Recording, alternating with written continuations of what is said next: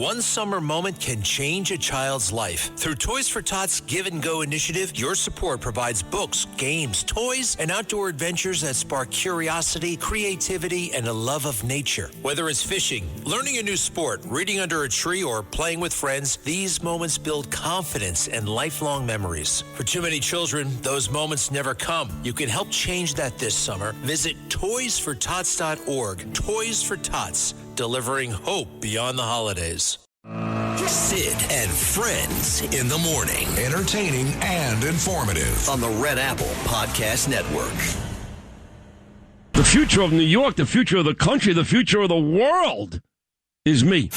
Americans must never forget that we are a historic and heroic people with a heroic spirit and a heroic purpose on this beautiful earth of ours. We are made the courage and the fire and the flesh and the blood of the best and the bravest people this world has ever produced. We are the bravest and the best. Tonight we pledge allegiance to the flag they gave us, and we say, God bless the immortal patriots of 1776, and long live the cause of independence.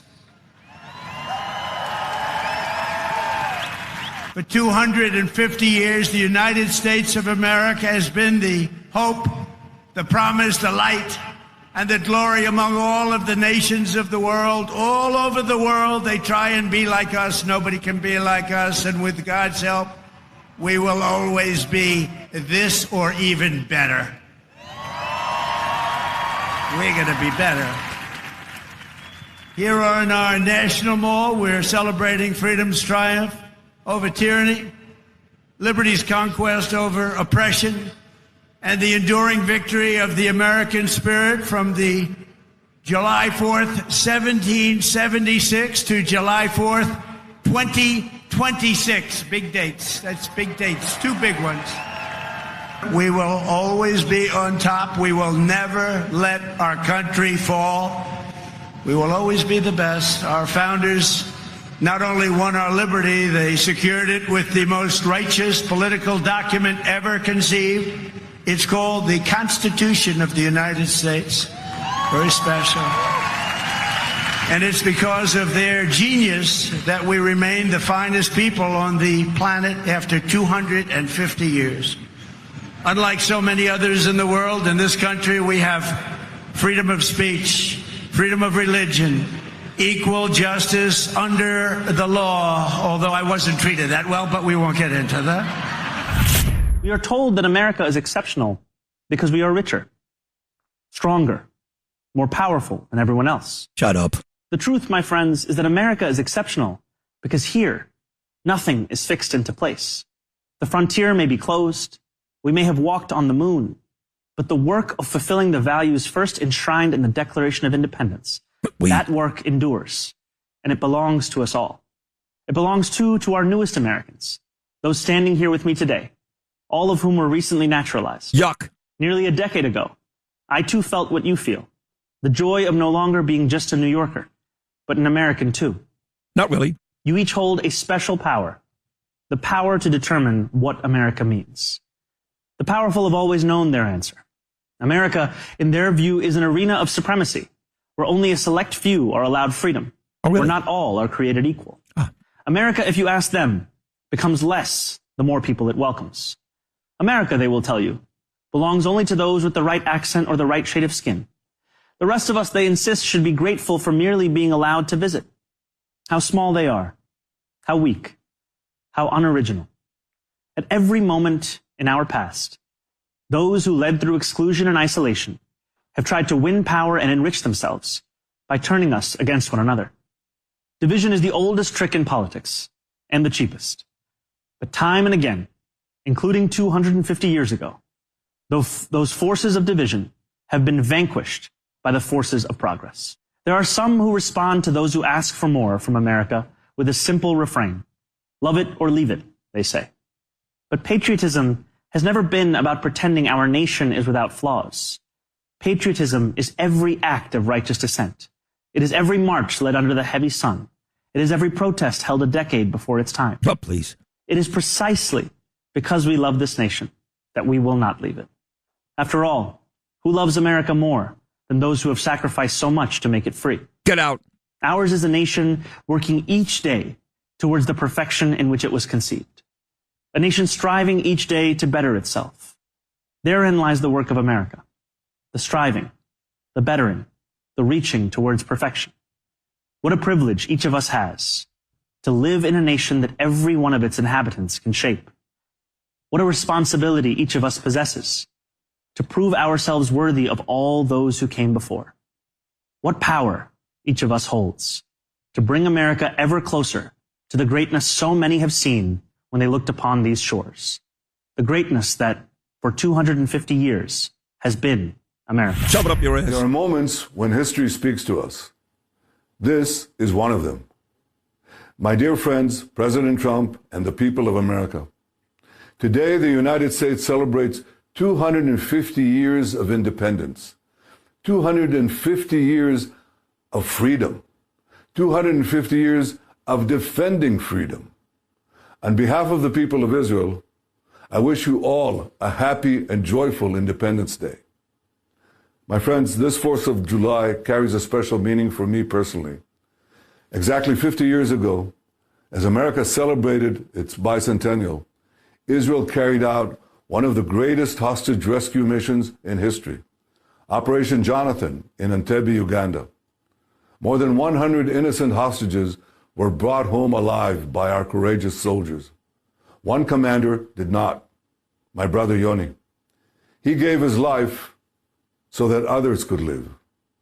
This is what the brave soldiers of Israel and America have done again and again in these 50 years. And 50 years later, we are still defending freedom.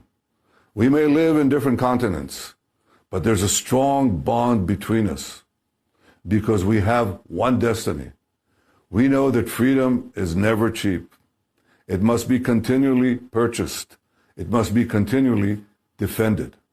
America has been the greatest force for liberty the modern world has known. Israel is proud to stand beside her. Israel is proud to stand beside all of you. Because our alliance is built not only on shared interest, it's built on shared values. Today, those values are under attack. The tyrants we face chant, "Death to America, death to Israel." They think freedom is weak. They think democracies are weak. They're wrong about our two democracies. Because when America and Israel stand together, freedom stands stronger. Together we defend freedom. Together we defend our common civilization. Together, with God's help, freedom will triumph over tyranny. May God bless the United States of America. May God bless Israel. And may God bless our great alliance. Happy birthday. Happy Independence Day, America. Now to an extraordinary development at the FIFA World Cup. Donald Trump is accused of using his influence to lobby the game's governing body to overturn a red card suspension for one of the USA's biggest stars. Here's Nick McCallum. Star striker Folarin Balogun received a red card and was automatically suspended for one match for stomping on an opponent's foot. He said accidentally. Not many places I can place my foot in such a scenario. It's reported Donald Trump called the head of FIFA, who'd previously presented the president with a peace prize, asking for a review. When FIFA announced the suspension was replaced with a one-year probation, President Trump said on social media, "Thank you to FIFA for doing what was right and reversing a great injustice." At training, Balogun's teammates also delighted. It gives us a boost. We're really excited. Ultimately, I think it gives us a little bit extra confidence. Belgium plays the Americans tomorrow and says it's now examining all options. I would be absolutely raging if I was Belgium and every other team in the tournament that's had a player sent off that might think it's a little bit hard done to. And do you know something, Mark? Are we surprised? No, not with this lot. It seems like a bit of a pals act, shall we say, going on. Got the opportunity to move to the Elite Eight with a victory later on tonight against Belgium. There are 4 clubs already that have moved on to the Elite Eight. 2 of those matchups are already set. Norway, who beat Brazil yesterday, they're going to take on England. England beat Mexico. So Norway and England is one Elite Eight matchup. Another one already in the books features France. What a game that was yesterday, taking on Morocco. And then you've got two more Elite Eight games. We'll see what that turns out. Of course, that would be Portugal and Spain. They play this afternoon. The winner of that will take on the winner of us against Belgium. And then you get Argentina and Egypt taking on the winner of Switzerland and Colombia. But, of course, the big story today is the controversy surrounding Balogun and the red card. Let me give you my opinion. I've watched the play a million times. A million. I'm not the biggest soccer fan in the world. I am the biggest America fan in the world. I have no idea why that guy was suspended. Sorry. It didn't seem to me like there was anything purposely done, like he tried to stomp on that guy's foot. I saw Messi do something a couple of days ago, the greatest player in the world. What has he got, 6 goals? He did something a few days ago that was absolutely 1,000%, not even arguable, a dirty play. There was no card. There was no card. And it turns out this ref, how about this story? This ref, I think his name is Raphael Klaus, has been in trouble before for game fixing, specifically giving out cards when, in fact, the play was not worthy of that. So you've got a ref who's been in trouble before for doing this. You got the United States, who obviously the rest of the world can't stand, hosting this competition, taking on a Belgium team that, by the way, even with Balogun in the lineup, beat us easily a month ago in a friendly match. The final score was 5-2. So if they can beat us by 3 goals with Balogun a month ago, they've got no excuse. They should win again, you know. But to take out our best player, the only guy that has scored a goal for us in every game in this huge matchup for a play that was clearly accidental, is nonsense. Complete nonsense. So President Trump gets involved, and most Americans are okay with it. I am. Some are furious. Oh, Mr. President, stay out of it. Why? Why? He's a big soccer fan. We've got FIFA in his country. He's hosting this thing. He wants us to win. He's got a relationship with the FIFA president, and a good one. In fact, the president gave President Trump a lifetime award not that long ago, and there was an injustice.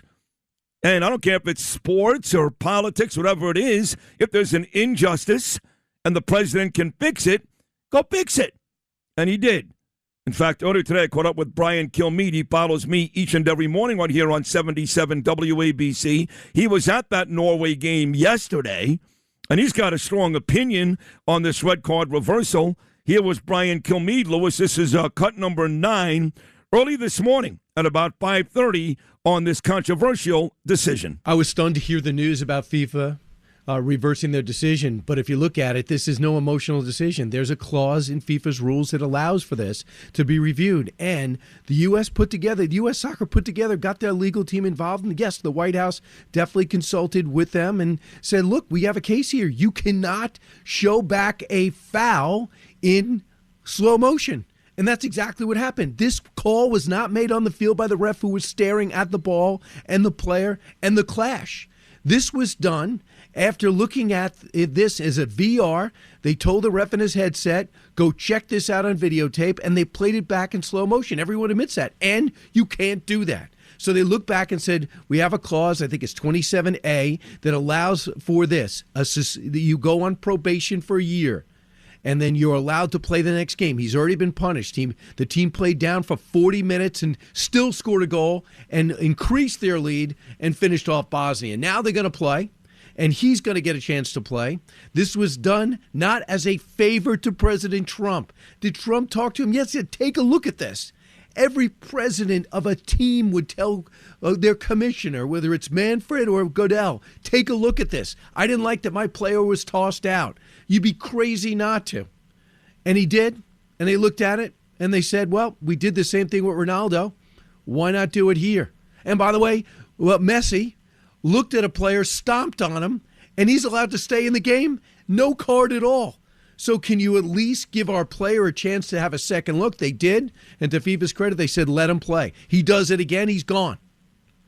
So that's what's going to happen tonight. Belgium is protesting this, called it astonishing. We'll see what happens. Last time they played, it was 5-2 Belgium. What are you complaining about? If you're so confident, you beat them by 3 goals a month ago. Go do it again. Stop complaining, Belgium.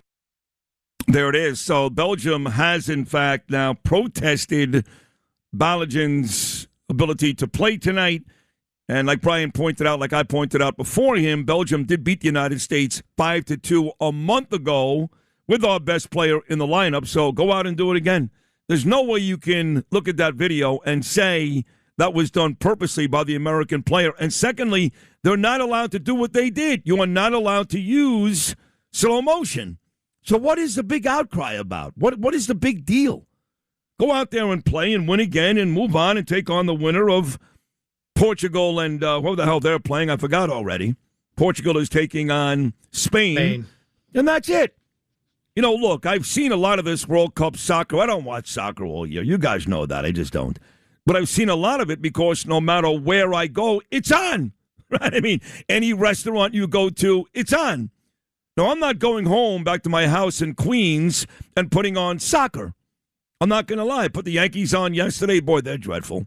I put the Mets on yesterday, watched them almost blow a 7-run ninth-inning lead. I watched all that. I'm not going home and putting on soccer. Now, tonight I will. Tonight, 8 o'clock, I will 1,000% put on the America versus Belgium game. But I haven't done it throughout all this soccer. But I've seen so many games, or at least moments of so many games, being in restaurants the last couple of weeks, and it's exciting. You know, it's pretty good. And the world's best players have shown up, whether it's Messi having an amazing tournament, 6 goals? Mbappe, is that how you say his name, the kid from France? Kylian. He's been terrific. You know, Ronaldo, I think at this point is extremely overrated, but at any rate, a lot of the world's best players have shown up. Our best player has scored a goal in all 3 games, Balogun. He'll be out there again tonight. So from what I've seen, it's been pretty exciting. Have you watched a ton of this, Noam, or not really? I've watched a fair amount. I'm impressed, and I can't think of his name, but the striker from Norway, he's this incredible. Guy's unbelievable. Yeah. Yesterday, he's huge, that guy. That was a heck of a win over Brazil. And like I said, they now earn the right to take on England, Kane, the great Kane, in the next round of action. So you've seen enough to say that you're enjoying it. Yeah, I have. I have to say I have. I mean, I haven't watched hours and hours, but this weekend I watched a couple games, and they were all pretty fun to watch. Now, when this thing is over, July the 19th, the final game right here in New Jersey, have these World Cup games turned you into a soccer fan? In other words, no, not me. In 4 years, I'll watch again. Right, exactly right. Same thing with me. It's not like I'm going to wake up on Saturday morning and watch Manchester United. I couldn't care less. Now, I may pay more attention if there's a big story or, I don't know, a big game in some other tournament. I don't know, but we're not winning this thing. I mean, how do you know that? Well, I mean, I hope we We're do. in the but Sweet 16. I hope we do, but oh my God, what a defeatist attitude! But I've been watching some of the other teams, and they're incredible. I mean, you watch France. Too. Yeah. Well, we'll see tonight. If we beat Belgium tonight and make the Elite Eight, will you retract? Yes. What you just said? Well, I think if we make it to the Elite Eight, sure, of course we have a shot. Well, we need one win. You need one win to get there. Now, again, they beat us by 3 goals a month ago. So we are not the favorites tonight, not by any stretch. We're usually not anyway. But we've got some really good players on this team. But we'll see. I mean, I'm with you. I think most people don't think this team is going to move on and win this thing. But at the very least, a Sweet 16 performance is pretty good, no? Yeah, and you're going to have, I know, Andrew Giuliani on later to talk about this whole reversal, but they were working on this reversal from the moment it happened. That red card it wasn't like on Sunday the president reached out to the head of FIFA and said, you need to reverse this. No. They brought their lawyers in like immediately and said, wait a minute, look at this thing again. You made a mistake. And then finally on Sunday, FIFA said, you're right. As far as I know, the world hates the United States. They all hate us, everybody. The games are in our country. And as far as I know, because, again, I don't know everything about this soccer tournament, the only player suspended has been American. And it happens to be our best player. Something stinks to me. I don't know. And, again, watch that video and make an argument that our player did that on purpose. No way. And forgetting about that, whether he did it or not, you are not allowed to use slow motion to review a play, which is exactly what this guy did. And this guy, Klaus, again, has been in trouble before for fixing matches and giving out cards. Now, how is he still working? I don't if that's know. The case? That doesn't make any sense. I'm going to bring that up to Andrew Giuliani later on today, but all that, you know, I got that article from Andrew Giuliani. So we will talk to Andrew coming up at 8:50. Why is this referee still out there if he's been in trouble for fixing matches before? He's the reason why Balogun got suspended in the first place. And try to move on from the suspension and talk about whether or not our team really has a chance to win tonight. Because, again, both teams were at full strength a month ago, and Belgium won easily by 3 goals. So we'll see later on tonight. The weekend, though, was all about 250, and I was upstate New York at my mother's house. What a wonderful weekend, spending time with my 91-year-old mom, Naomi, and my brother-in-laws and sisters, Ray Sherry, Alana, Elizabeth, Michael, Harry, Albert. Really a nice time. All my nephews and nieces, and it was very nice. A couple days at Lizzie's house on the lake, up there on Kanianga Lake. We had the chance on Saturday night, me, Danielle, and Gabe, to go to the beautiful Bethel Woods, thanks to Eric Francis. Went to see Doobie Brothers and Santana. So we go there, and it was a very hot, sunny day upstate. Usually it's cooler upstate than New York City, but that wasn't the case this weekend. It was really hot. We spent most of Friday and Saturday on my brother-in-law's Michael's boats on the lake. So we made our way Saturday night to Bethel Woods, which is 2 miles from my mother's house. And the skies started getting very, very dark at one point, right before the Doobie Brothers took the stage, because the Doobies was set to take the stage at 7, which they did, and Santana at about 9 o'clock. So first they've got this VIP area, very nice, serving steak and shrimp and lamb, and really a beautiful dinner, great desserts. So a bunch of people from my community are there. They've got season tickets, people like my friend Steve and Susan Martin and others. So we're sitting there having a nice dinner. We make our way into the amphitheater, and as we're walking in, we feel a couple of drops of rain, you know. So the Doobie Brothers start. Michael McDonald is at his best, and right in the middle of the song, It Keeps You Running, I know you love that song, we start to see the skies get really dark and some rain. As soon as the song is over, the loudspeaker guy comes on and says, because don't forget, at Bethel Woods, just like it was at the original Woodstock, that is the same exact site, Jimi Hendrix, Janis Joplin, all those greats, the overwhelming majority of people are on the grass, right? Only the bougie people like me end up inside the amphitheater. Everybody else is out there on the grass. Thousands and thousands of people setting up on the grass. And now they're getting pelted by hard rain, and they stopped the concert because you got all that equipment up there, the electricity and all that. They stopped the concert. They told the people on the grass to run for shelter, literally run to the closest bathroom, or they have another place at the very entrance of Bethel Woods. So you start to see these people emptying, walking off the grass, gone. And the concert was stopped for a good, 35 minutes. And at that point, Danielle and Gabe lost all their momentum. And we had like a giant bingo back at the community, again, 2 miles away. And we started saying, hey, do we just go back and call it a night, which we eventually did do. So unfortunately, the rain definitely put a damper on that Doobie Brothers Santana concert. But to watch these people get off the grass and run for cover. So I started talking to friends back in New York. It was worse here. I guess Howard Beach, according to Lewis, took a beating. My friends out in Jersey told me down trees, houses without power, even Sunday morning. How bad did it get here on Friday and Saturday? It was bad. I lost power for 5 or 6 hours. You did? Yeah. In Jersey City. And we never lose power. It's the first time I think I've ever, since I moved to Jersey City, that I lost power. There were trees down everywhere. Even this morning, there's still almost 70,000 people in New Jersey have no power. 70,000? Yeah. So it was the bad. weather supposed to be bad again today? Yeah, well, today it's not going to well, there could be pop-up thunderstorms today, but today the issue is going to be flash flooding because so much rain potentially could fall during the course of the day. There might be, hours where we'll get 2 inches of rain depending on where you are. Well, I just saw in New York 1 heavy downpours isolated possibilities of trees coming down and flash flooding. Yeah. So that's today. Yeah, and even last night, the mayor sent out a warning saying, hey, if you live in a basement apartment, I know you don't have to, but if you live in a basement apartment, you better watch the weather today because it could be fatal if you don't. Sure. The mayor. That was some speech, huh? I'm at the gym, Next Level Fitness in Monticello. Thank you, my buddy Pickles, Jeff Richmond, listening right now. Listens every morning, 6 a.m. hour, driving in upstate New York. Jeff Pickles Richmond and Next Level Fitness, this beautiful gym in Monticello. And I'm watching the mayor put this speech on for America 250 behind George Washington's desk. Somewhere, our very first president of the United States is rolling over in his grave. He really is. And this radical Islam, jihadist, communist, socialist, Marxist piece of garbage is literally giving America a how-to lesson on America 250. There was nothing uplifting or happy about that speech.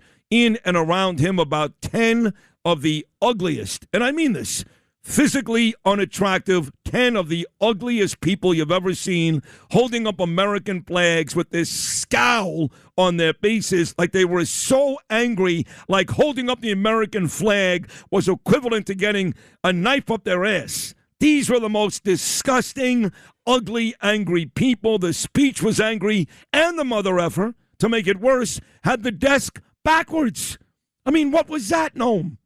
It's funny. I saw those people who were surrounding him almost look like they were hostage. They didn't know. They didn't know what they were in for. They were miserable. Yeah, they had miserable. I think smile. How about smile? You're celebrating 250. You're celebrating. They hate this country much. I took it differently. I think he brought in these people and they had no idea what speech he was going to make. And so what? So here they are. They've taken the oath July of office. 4th. So what? They know it's July 4th. Right. No, but they didn't want to smile while this guy was slamming they knew the U.S. exactly what they were You think doing. so? I don't know. They're all nasty, ugly. They hate America. He's a piece of garbage. And his wife, she decides, I'm not going to stick around. The last thing I want to do is celebrate this country. I'm going to go to some radical Islam mission somewhere in Spain. So clearly his wife went where? Why don't you go back to your home on Whore Island? That's right.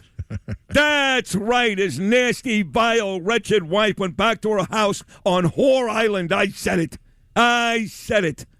What? I mean, here it is, America 250. Your husband, this lowlife, happens to be the mayor of New York City, and you can't stick around for that? That's the day you decide to go to Spain for some radical Islam mission? Will Ferrell is exactly right. Why don't you go back to your house on Whore Island? Don't come back. Yeah, so you can all print it today. Go ahead. Knock yourselves out. Marsha Kramer, Katie Honan, Chris Sommerfeld, even Megan Mackay. Go ahead. Sid Rosenberg, yes, just called the mayor's wife a whore. I did. I didn't do it. Well, Ferrell did it, but I replayed it, so I guess I did it, right? No? You kind of did, yeah. I kind of did, yeah. Should I take it back? No. Good. Play it one more time, Lewis. Let me get my jollies off on a Monday morning. You go back to your home on Whore Island? That's right. That's right. Go back there. Not only did he play it once, he played it twice. Twice. What is her name again? Rahman or something? Something like that, yeah. Yeah, nobody cares, God. So that was so depressing and such a slap in the face. George Washington and the desk backwards. A history lesson on why America sucks from Mamdani. A history lesson on why America sucks from Mamdani. And I'm the bad guy. I played you Trump. That was pretty uplifting. I played you Bibi Netanyahu. He may have been the best of all of them. That was uplifting. And here you get Mamdani. It was dark, right? The lighting was terrible. The people were ugly. He was nasty. What an embarrassment. My God, what a horrible, horrible speech. When they talk about the most uplifting, great speeches in the history of our country, Noam, something tells me that this speech from Mamdani a couple of days ago will not be mentioned. What do you think? No, yeah. That was intense. I mean, I didn't see it live, but then I saw everybody tweeting about it, so I went back and watched it. I was like, yeah. wow, dude, it's the 250th anniversary. Give us something uplifting. Right. But he did not do that. No, he did not. He's going to sit down with this racist Errol Lewis this week. I'm watching these two disgusting people. Look at this. Out of Office with the Mayor debuts on Inside City Hall this Thursday at 7. So you have a chance to watch racist Errol Lewis from New York 1 and the crappy Mayor Mamdani sit together every Thursday night. How's that for can't miss television? Yeah, oh yeah. I mean, that equates to Curtis Sliwa dancing on a float at the gay parade. What has he been doing, Curtis? How's he doing? He's still running? I think he is. He is, right? Mm-hmm. Yeah. The mayor's race shaping up big for 2029. This mayor is so confident he's going to win again. He's going to win again. He's already started campaigning for the next 4 years. And right now, I don't see any reason to believe he's not going to win again. I just don't. Maybe there'll be some big-time candidates. It ain't going to be Dave Portnoy. Sorry. I love you, Dave. I love Barstool. I love the fact that you and Trump are buddies. I love the fact that you spoke to President Trump about this soccer deal, too, the soccer injustice that has since been fixed. But you're a Massachusetts guy. For starters, that doesn't work. I know Bill de Blasio won twice, big Boston Red Sox fan, but Dave Portnoy's got no chance to compete in this city. None. So until I start to see some real people with real opportunities here. Maybe it's Michael Rappaport. He's my favorite so far. But it seems to me like, at least at this point, this mayor is walking right back into City Hall. You see that, Noam? Yeah, well, look, one of his key campaign promises he already delivered on, right? He said he would not raise the rent, and that's what happened with the rent. Well, he said he would freeze the rent. Well, essentially that's what it was, right? And that's what he's done. And right? he's done that. He got the rent. I mean, he appointed most of the people on the Rent Guidelines Board, and they're supposed to vote independently, but of course, if you're appointed by the mayor, likely you're going to vote the way he wants you to, which they did. So what did you do on Saturday? Did you go outside and was it I guess it was all rained out, right? Well, it was, first of all, it was intensely hot all day long. It was like 100 terrible. degrees. Yeah, but it was 100 degrees. And so I did walk out to watch the flyovers, right? You know, they had all the That was cool. And that was cool, but it was so hot out, you couldn't even enjoy that. And then there was thousands of people out in the park right next to my house for the fireworks. And then it had cooled off a little bit. But what happened was with the Macy's, they were supposed to do it at 9:30, but at about 8:50 or so, they got a message from the National Weather Service, you better start this thing early because the storms are going to blow through. Yeah. So they did. They started it at 9 o'clock, and it was over before the storms came in so people could get out. Wasn't there a long delay in the fireworks in D.C., too? And Trump made a comment about that. Yeah, there it was even more intense. These people had waited all day for the fireworks show to see the president give his speech. Yeah. And those same violent storms came in. They had to evacuate people. They had them go to, buildings in the area to get out. And then the president didn't come out until about 11:15, 11:30 and gave his speech. And then they did the fireworks show. Wow. Yeah, I reached out to Monica Crowley to come on today to talk about it. She said, Sid, I've been doing this for weeks. I'm exhausted. Plus, she's going on the plane with President Trump tomorrow to go to Turkey for NATO, and that's a big deal because, again, Russia hammered Kiev last night. They killed 31 on Thursday, Putin. I believe another 12 killed yesterday. So the Russians are not even calming down even a little in this war effort against Ukraine. In fact, I think the president's supposed to meet with Zelensky on Wednesday. I think Trump is here this morning, though. He's going to ring the bell, the opening ceremony down on Wall Street. I believe he's going to be here for that, yes? I can confirm from you. I don't know. I think he is. Okay. I think all the Trump businesses, he's going to ring the opening bell today. I imagine John Catsimatidis will be there. He usually is. I can't get there because I'm on the air this time. But the last time Trump was there at Wall Street, John was there. Now, John is set to join me at 7:35 this morning, so he's got time to get down to the opening bell ceremony by 9 o'clock. You could even call from Wall Street. I don't know, but it does look like the president will be here this morning. Can you confirm that? No, I'm late. I'm looking at a schedule right now, but I don't see it on there. But you may have information that it's not up on the line, so...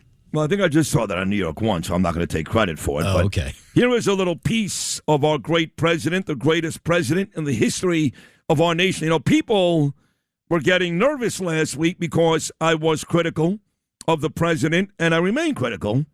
This Iran thing is not nearly as good for me as it is for, John, KT, and others. It's just not. Doesn't mean I don't love them. Doesn't mean I don't think he's the best ever. I'll say it again at the risk of repetition. Vince Lombardi didn't win every game. Pat Riley didn't win every game. But they were magnificent coaches, the best ever. Same thing with Trump. I don't believe Trump wins every game. I don't. But I still believe he's the greatest president of all time. I love him. I love him dearly. I think he's mad at me. He has not returned any of my messages now for 7 weeks. How about that? The last message he returned was when I was up in Rockland County at Mike Lawler's big event. We saw each other, and he said, "Man, Sid, you look great." That was it. So I don't know if he's upset. Maybe he's not. He's just busy. He's got a lot going on. Either way, I remain steadfast in my love and appreciation for President Trump. I still think he's the best ever, and I love him. But he's not above criticism. Is that not fair? Of course. Right. But people are like, oh, my God, Sid doesn't love Trump anymore. Shut up, you dumb idiots. Of course I love him. I criticize my own father. I criticize my children. You think Ava and Gabriel do everything right? You think I do everything right? No. No one is above criticism. Nobody, unless it's Hashem or Jesus Christ, okay? That's it. I imagine they're perfect. Every mortal human being makes mistakes. And I happen to think he's made a couple mistakes.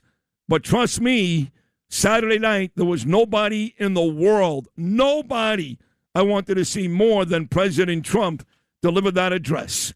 So here is cut number 1, Lewis. President Trump celebrating July the 4th. Americans must never forget that we are a historic and heroic people with a heroic spirit and a heroic purpose on this beautiful earth of ours.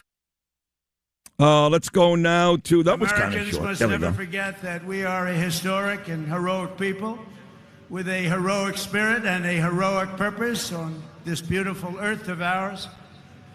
We are made the courage and the fire and the flesh and the blood of the best and the bravest people this world has ever produced. We are the bravest and the best. Tonight we pledge allegiance to the flag they gave us, and we say, God bless the immortal patriots of 1776, and long live the cause of independence. A little different than Mamdani's speech, I would say. Here's some more President Trump, Lewis. Again, America 250. This would be cut number 2. For 250 years, the United States of America has been the hope, the promise, the light, and the glory among all of the nations of the world. All over the world, they try and be like us. Nobody can be like us. And with God's help, we will always be this or even better. We're going to be better. Here in our National Mall, we're celebrating freedom's triumph over tyranny, liberty's conquest over oppression, and the enduring victory of the American spirit from the July 4th, 1776 to July 4th, 2026. Big dates. That's big dates. 2 big ones. And one more, Lewis. President Trump, America 250, cut number 3. We will always be on top. We will never let our country fall. We will always be the best. Our founders not only won our liberty, they secured it with the most righteous political document ever conceived. It's called the Constitution of the United States. Very special. And it's because of their genius that we remain the finest people on the planet after 250 years.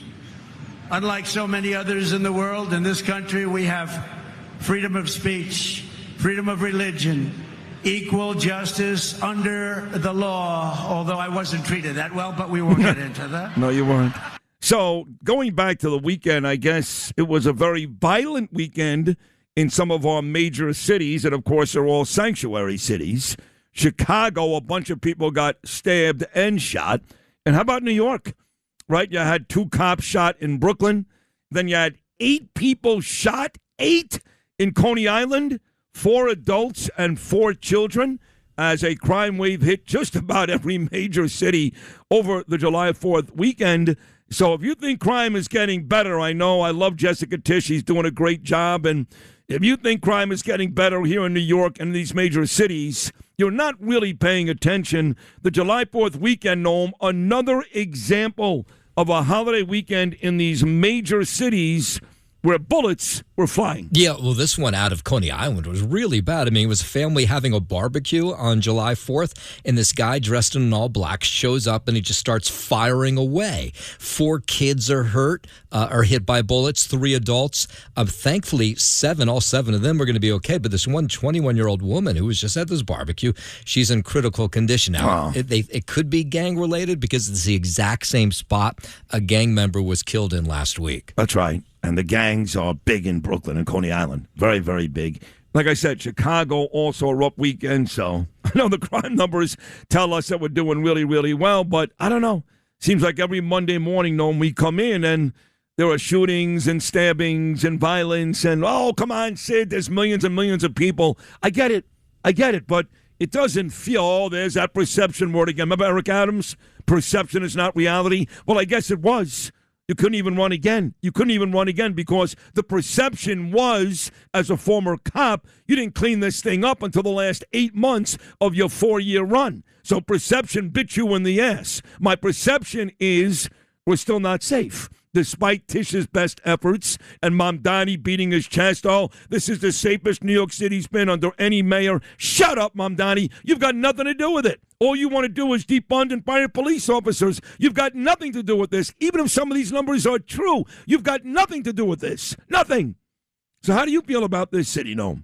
Yeah, well, he definitely inherited the low crime numbers, no doubt, from the prior administration, from Jessica Tisch doing a good job. But in the summertime, we always see these numbers go up. Yeah, because people go outside. That's right. And it was, and some of this, could be tied to the fact that it was so miserably hot this weekend. People are even more easily ticked off, more likely to act out. And so we saw that. Is that what it is? We don't know. They're ticked off? I don't know if that's the case in this 8 people were shot. My guess is that's gang-related. Yeah, but you do see some. In the summertime, the numbers always go up. What else is going on that I missed? There's this crazy story out of the Bronx connected to that storm on Saturday night. This woman is operating a 4 train in the Bronx on Saturday night. A tree falls onto the tracks. This is right near the 161st Street station. And that tree plows through the front of her cab, hits her. And they're calling this woman an absolute hero. So she gets hit by a tree while she's driving the train. She's hurt. She pulls out the back door and she goes onto the train itself to make sure everybody's okay. They're okay. She ends up in the hospital, but they say she was heroic in the way she operated this train, hitting a tree. I mean, she had no time to react. This tree apparently fell as she was riding. What's her name? I'll get her name for you. I don't have it right now. Should say her name, Yeah. We always say the names of bad people, so. Well, we might as well say good ones. You know what I'm saying? And we had our first shark bite of the season. That's Let me guess, fun. Rockaway. Well, yes. This one was not in the Rockaway, though sharks were spotted in the Rockaways on Friday, and swimming was suspended for about an hour. And then a short time later, a shark bite took place on Jones Beach. Somebody was bitten in the foot. Really? Yeah. So, and on, Did the foot come off like in Jaws? No. Apparently he's going to be okay. A lot of blood. Child or adult? An adult. Young adult. Yeah. Taken to Nassau University Medical Center and, going to be fine. Yeah. But, of course, people freaked out. They took everybody out of the water for an hour. It was 100 degrees on Saturday, so people weren't happy about that. They put the drones up to see if there were any other sharks in the water. They did spot some, so they waited a little while, and then they told people they could go back in. A lot of people, who the hell would go back in? Yeah, I was like, if there was a swimming pool nearby, that's where I would be headed. Please, go home and take a shower. Yeah. Hot out? What are you, nuts? There's sharks in the water. Yeah. Is that it? Those were the big stories over the weekend. All right. Got a lot there. Let me tell you something, folks. I know luxury cars. I've driven the German brands. I paid the prices. And then I got into a Genesis. And I said, wait a second. This is luxury. The look, the performance, the comfort, whether it's a sleek G70, I love that car, or the GV80 with that third row, these are high-end vehicles with payments that actually make sense. Go see Michael. Tell him Sid sent you. Genesis of Brooklyn. Find him at genesisofbrooklyn.com. Sid and Friends in the morning on the Red Apple Podcast Network. At Rosenberg.Sydney, Sid Rosenberg on Facebook, where I get more hits than anybody I know. I mean, I see other shows put stuff on Facebook. I showed this to Lewis this morning. So you know I'm not lying. They get like 30 likes. I'm in the thousands. Almost every post I put up in the thousands. On Twitter, sometimes in the millions. One tweet as high as 28 million when I spoke at the Jerusalem Post Conference. Sid Rosenberg on Facebook and Sid on Truth Social. So I said that now that the 250th birthday is over, I've now turned my attention to what's coming up in about 2 months, and that is the 25th commemoration. I don't use the word anniversary. The 25th commemoration of 9/11. And I can't believe this mayor is going to be there that day. And I don't care who writes his speech. I don't care if Rudy wrote his speech. He doesn't care. He doesn't care. He believes we deserve it.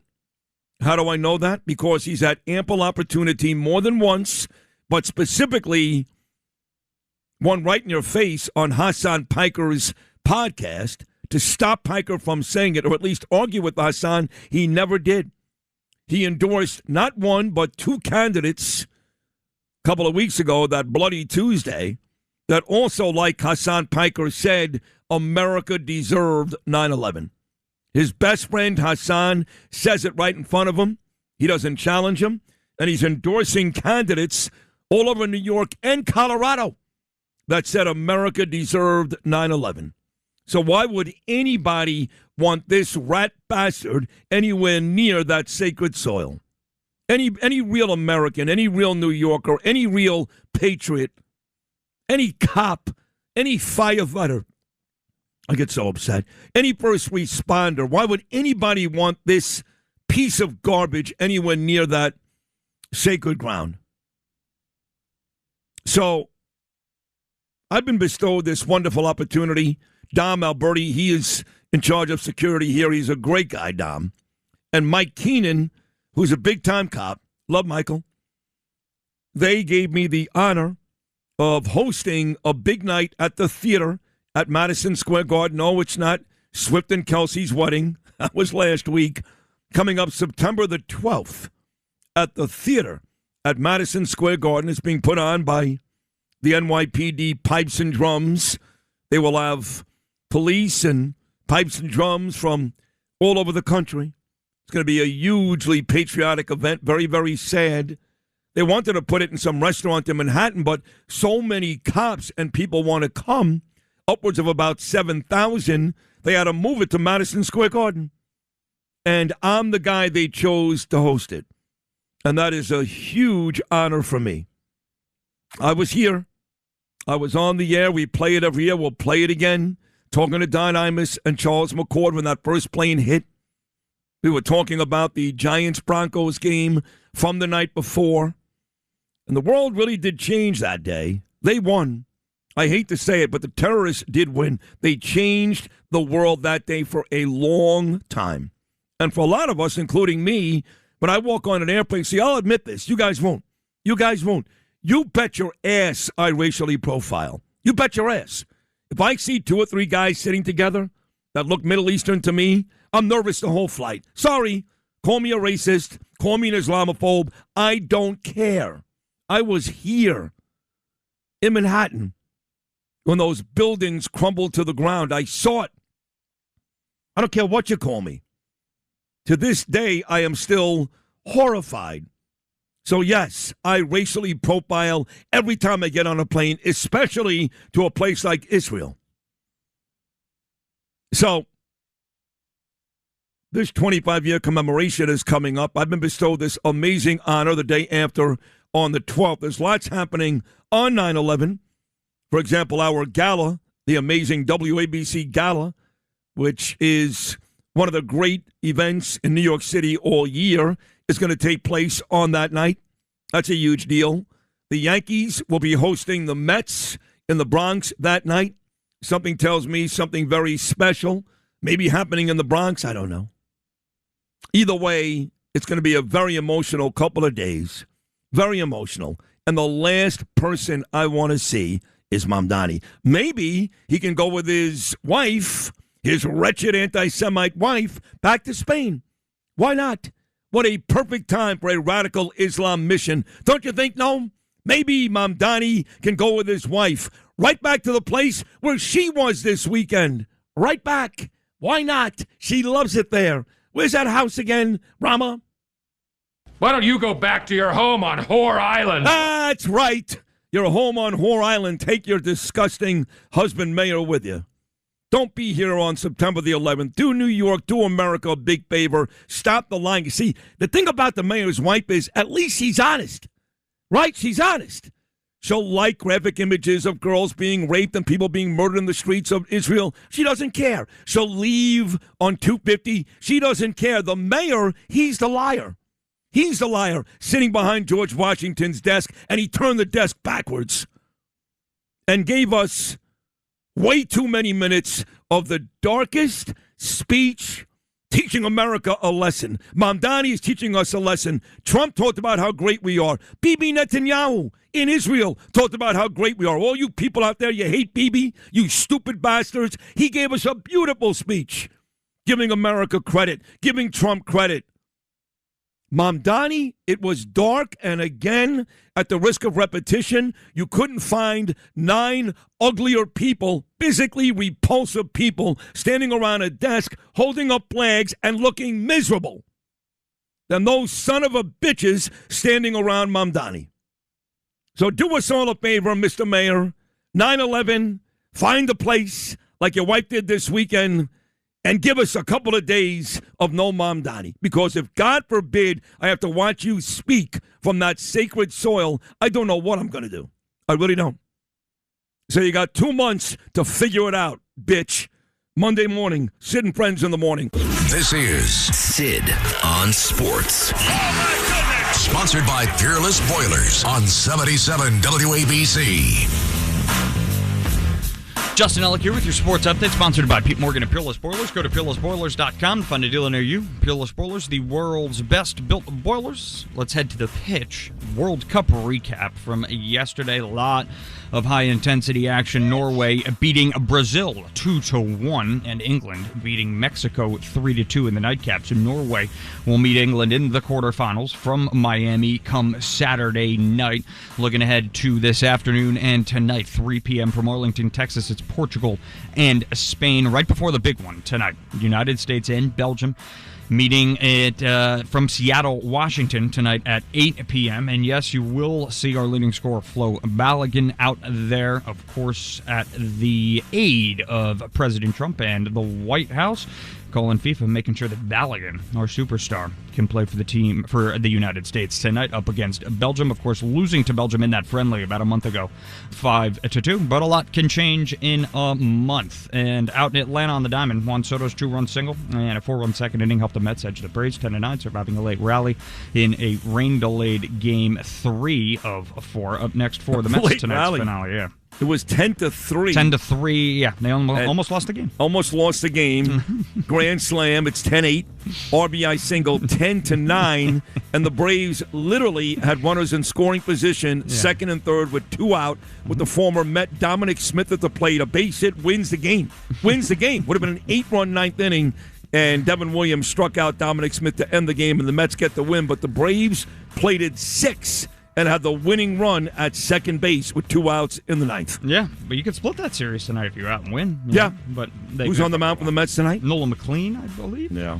Juan Soto's going to the All-Star game? Or no, Freddie Peralta's No, on Nolan the mound pitched tonight. yesterday. Yeah, Nolan pitched yesterday. Right. Freddie's on the mound tonight. Soto's going to the All-Star game? Soto will be a National He deserves League it. All-Star starter. He's actually having a really good year. He's the biggest dick in the major leagues, but he's having a really good year. Well, he'll misplay fly balls and he's unlikable. Hit Please. 40 home runs and knock in 120 runs. He Whatever. will. That's fine. Yeah, that's great. And the team will win 75 games, and that'll be it. Good enough for him. Still get paid.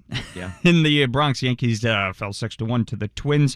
They continue to just feed on the bottom here, losing the series 2-1. Cam Schlittler starts tonight's series opener at Tampa. They're not Can't score runs. Can't score runs. Can't even watch them. They're dreadful to watch. Dreadful to watch. I hate saying it. I love Randy Levine, but my God, they can't. They can't do anything. Now they're sinking like a rock, too. Now you're 4 games back at Tampa, the AL East, and you got a big 4-game set coming up. That could easily be 8 games by the end of the week. You could get swept. Tampa's playing well. You could get swept by 100%. By the Rays in Tampa. They can't score. Easily. They can't score. And they got 3 guys going to the All-Star game. One 4, is Judge. yeah. 4. He hasn't played in a month. One is Ben Rice. He had a home run a couple of days ago, but he's been dreadful. Yep. One is Bellinger. Yep. He's just okay. But he's also fallen off. I mean, during this skid, you've seen nobody produce. Paul Goldschmidt was okay a couple of weeks ago. He's gone now. Right. Trent Grisham had a double yesterday, but he's giving them nothing. And they can't field the ground ball. They can't catch fly balls. They're running into each other. I mean, it's really, really bad baseball to watch. Yeah. So we'll see. I mean, I don't see him getting off the schneid anytime soon, but we'll see what happens. Well, when is Judge coming back?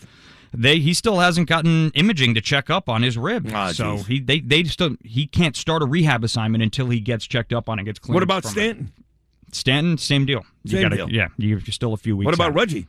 Stanton's going to come back before Judge, but it'll only be about a week. Uh-huh. Yeah. So. By that time, it'll be lights out. Yeah, you'll be 10 games back. You would hope that the pitching staff could come up and just win games 2-1 or 1-0. Not even doing that. No, they were doing that. Not anymore, though. Yeah. That's your sports sponsored by Pete Morgan at Peerless Spoilers. Pressing sports update. Well, when the hell is training camp? You wanted to go deep dive. You wanted to take a deep dive into baseball. I ended up watching some of that. It was Sunday. Came up from the country and we were home during the day, and it wasn't very nice out. I didn't go to the beach, and I'm sitting there watching these games going, oh, my God, we're terrible. Yeah, once the World Cup's over, it's going to be a tough time to watch and sports now in New the York roof is City. leaking here or something. I don't know. I'm getting water on my hand here and my jacket. That's really great. Yeah. Let's check up on that in the my break. phone is now it's wet. Okay. So something's going on here with the ceiling in here. Okay, great. Sound like Imus. That's fantastic. Imus complained about the mold there in Astoria for about 10 years. Okay. But I am definitely getting rained on. All right. Well, let's go check up on that in the break. Here we go. That's your sports, sponsored by Pete Morgan and Peerless Spoilers. Go to PeerlessSpoilers.com to find a deal under you. Peerless Spoilers, the world's best built boilers. I'm Justin Ellick on 77 WABC. Sid and Friends in the morning on the Red Apple Podcast Network. Bibi Netanyahu was just on with Brian Kilmeade on Fox News, and Brian did a great job. He was on at 7 o'clock. And he's on Fox quite a bit, Bibi. He has yet to do this show. I spoke to his guy, David Mansier, at about, 5:30 this morning, New York time, which, of course, is 12:30 in the afternoon in Israel. I said, let me ask you something, Dave. Were you not sitting 2 seats away from me in Jerusalem a couple of weeks ago when Bibi Netanyahu and his wife Sarah walked right over to me and we shook hands and talked. So I was sitting right there. He said, great picture. I said, well, can you explain to me how Bibi and Israel's biggest defender, and Brian Kilmeade does a great job, and most of the folks on Fox do a great job. They're normal people, unlike the anti-Semitic animals that run the rest of the media and the idiots that live in and around us, just idiots. Fox does a good job, but at the end of the day, Brian Kilmeade has not gone to Israel 5 times since October 7, 2023. I have. And I've met with Bibi every single time I've gone. I said, Dave, what's the problem? He's not been on once since the war started. And these things pop up with me every now and then. I don't know what it is. Must be somebody in his camp that hates me. I don't know why. But can you make any logical explanation, Noam, why this guy continues to go on Fox? He goes on with Dana Bash on CNN. He goes on these podcasts that no one's ever heard of. He's done Aaron. I happen to love Aaron in Australia, but now once on this show. Can you explain that? Well, there's that one woman that used to come on with us from JNS. And Glick. Yes. Carol Glick. She works for him. She's like very like a spokesperson or something. Right. So for David Mansier reaches out to me about a month and a half ago. And he goes, I know you want Bibi, but will you do me a favor and put Sarah Glick on? I said, sure. And I put Sarah Glick on. Caroline Glick. I'm sorry. Sarah's Bibi's wife. And I saw Caroline Glick in Israel this last trip. She was having dinner right by me at the Shabbaton. Lovely lady. And so I put her on, Caroline Glick, and nothing back from Mansier about Bibi. So it's weird. I mean, Bibi, when he sees me, his eyes light up kind of like Trump. He talks to me every time. His wife and I spent hours together with Attila Falek at the hotel till 5 o'clock in the morning years ago. It doesn't make any sense. Can't get the guy on the show. I defend him like no one does. No one. outside of the hostage parents, who I guess if my son or daughter was being held captive by Hamas, I'd be freaked out too. Outside of them, anybody who hates Bibi, odds are you're an anti-Semite. That's right. Sorry, Brad Lander. Sorry, Mamdani. I know you think you can hate Israel's politics and hate Bibi and still not be an anti-Semite. Wrong. 99% you people are exposed as the anti-Semites I think you are. No one in the world does a tougher job, including Trump, than Bibi. You know, people can attack the United States without suffering a huge response. And they just don't do it. Israel gets attacked from all corners, all day, every day, forever. Forever. And Bibi has to protect 10 million people and does a tremendous job of it. Tremendous. Doesn't matter. It's become a blood sport hating Jews. It has now become, and I've been saying this, I'm the only one. Come on, Noam, give me credit. People are like, well, they love Mamdani because he's giving away free stuff. No. What did I say from day one? There were two reasons why they love Mamdani. Yes, the free stuff was part of it, but almost as important, he hates the Jews. Have I not said that, boys, since day one? Louis, Noam? Yeah, absolutely. Are you going to tell me that is not now the platform of the Democrat Party, hating the Jews? That's not it? That is the face of this party. That is the face of the Democrats. And I know Republicans are bad, too. Tucker Carlson and Candace, and I don't trust J.D. Vance. I've got friends who are Republicans who piss on Israel and Bibi. I get it, but not in the numbers that the Democrats do. That is their new, that's it. That's what they do. That's what they do, and people love it. Right, Noam? Right or wrong? No, that's absolutely true. So Camille just did a great interview with well, you know, I'm looking it up. So there's a guy named Zakai Braverman who has served as... Oh, you do? He's been his chief of staff apparently for a long time, very loyal aide. Yeah. And then, so he's the one who does his scheduling along with another guy who I don't know. His name is Gil Sheffer. The two of them... I know him too. ...are in charge of BB's schedule every day. Yeah. So those are the two you have to get to find out why they're not putting him on your show. Yeah, I don't know. Somebody hates me. I don't know what it is. It's either Gil or Zakai that hates you. Well, it could be anybody. He's surrounded by 1 million people. I don't know. I don't get it. You know, yeah, a little critical of Trump on Iran and the way he talks about Bibi and Israel, but my God, has anybody licked the president's ass more than me? Anybody? And Bibi, the same thing. These two guys should love me. They should hop on this show at every opportunity. Should be bringing you gifts? Yes. Yeah. When I sent President Trump a text that I made the Hall of Fame, he should be like, hey, Sid, I want to come on and congratulate you. Nothing. Not a word. I don't know. It's weird. These people are weird. What can I tell you? I know he's busy. He's going to Turkey, and he had to make a speech. And give me a break, okay? He's got time to tweet. He's got time to Truth Social. He talks to other people. He's doing 90 interviews a day. He's got time. He's got time. He's got time. Bibi's got time. No, they can't do it. Bibi can't do it. He can't find 10 minutes to call one radio show and say, hey, Sid, thanks. Hey, we're doing okay. Hey, me and Trump are just fine. Hey, Israel's going to be okay. Hey, we're going to destroy Hezbollah. Hey, we're going to destroy Hamas. Hey, the future looks bright. See ya. I'm Yisrael Chai. Bye. Okay, that's it. You just did it. I guess I did, didn't I? Yeah, there you go. Probably more interesting, I don't need too. Bibi now, yeah. Yeah. A little more energy, and it's good. Yeah, screw him. I don't need him. Sid, in fact, if he calls, we don't want him, okay? No. Sure, I'll tell him. Yeah, Right. Maybe some other time, Prime You know Minister. what would do that? The I-Man would do that. Imus would be so angry. If, God forbid, Imus saw you on the Today Show and you canceled his show, he'd never put you on again. Banned. Unless he gave money to the ranch.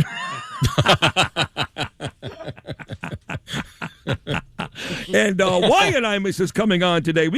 I like our threesome late in the show with Wyatt Imus, Andrew Giuliani, and former Chicago Bear, Hall of Fame linebacker. He loves politics. He loves me, Brian Urlacher, the great number 54. All that is coming up today. Sid and Friends in the morning on the Red Apple Podcast Network. The Wimbledon quarterfinals. Women, of course, we had Serena and Venus. Serena was ousted in the first round this year, but American girls that were amazing. And it occurred to me how little interest I've got in tennis, and I loved it. Me and Christopher Mad Dog Russo talked a lot of tennis on the fan, a lot, 20 years ago. You know, we had that run here. We had Nadal and Murray was the fourth, but you had the three big ones.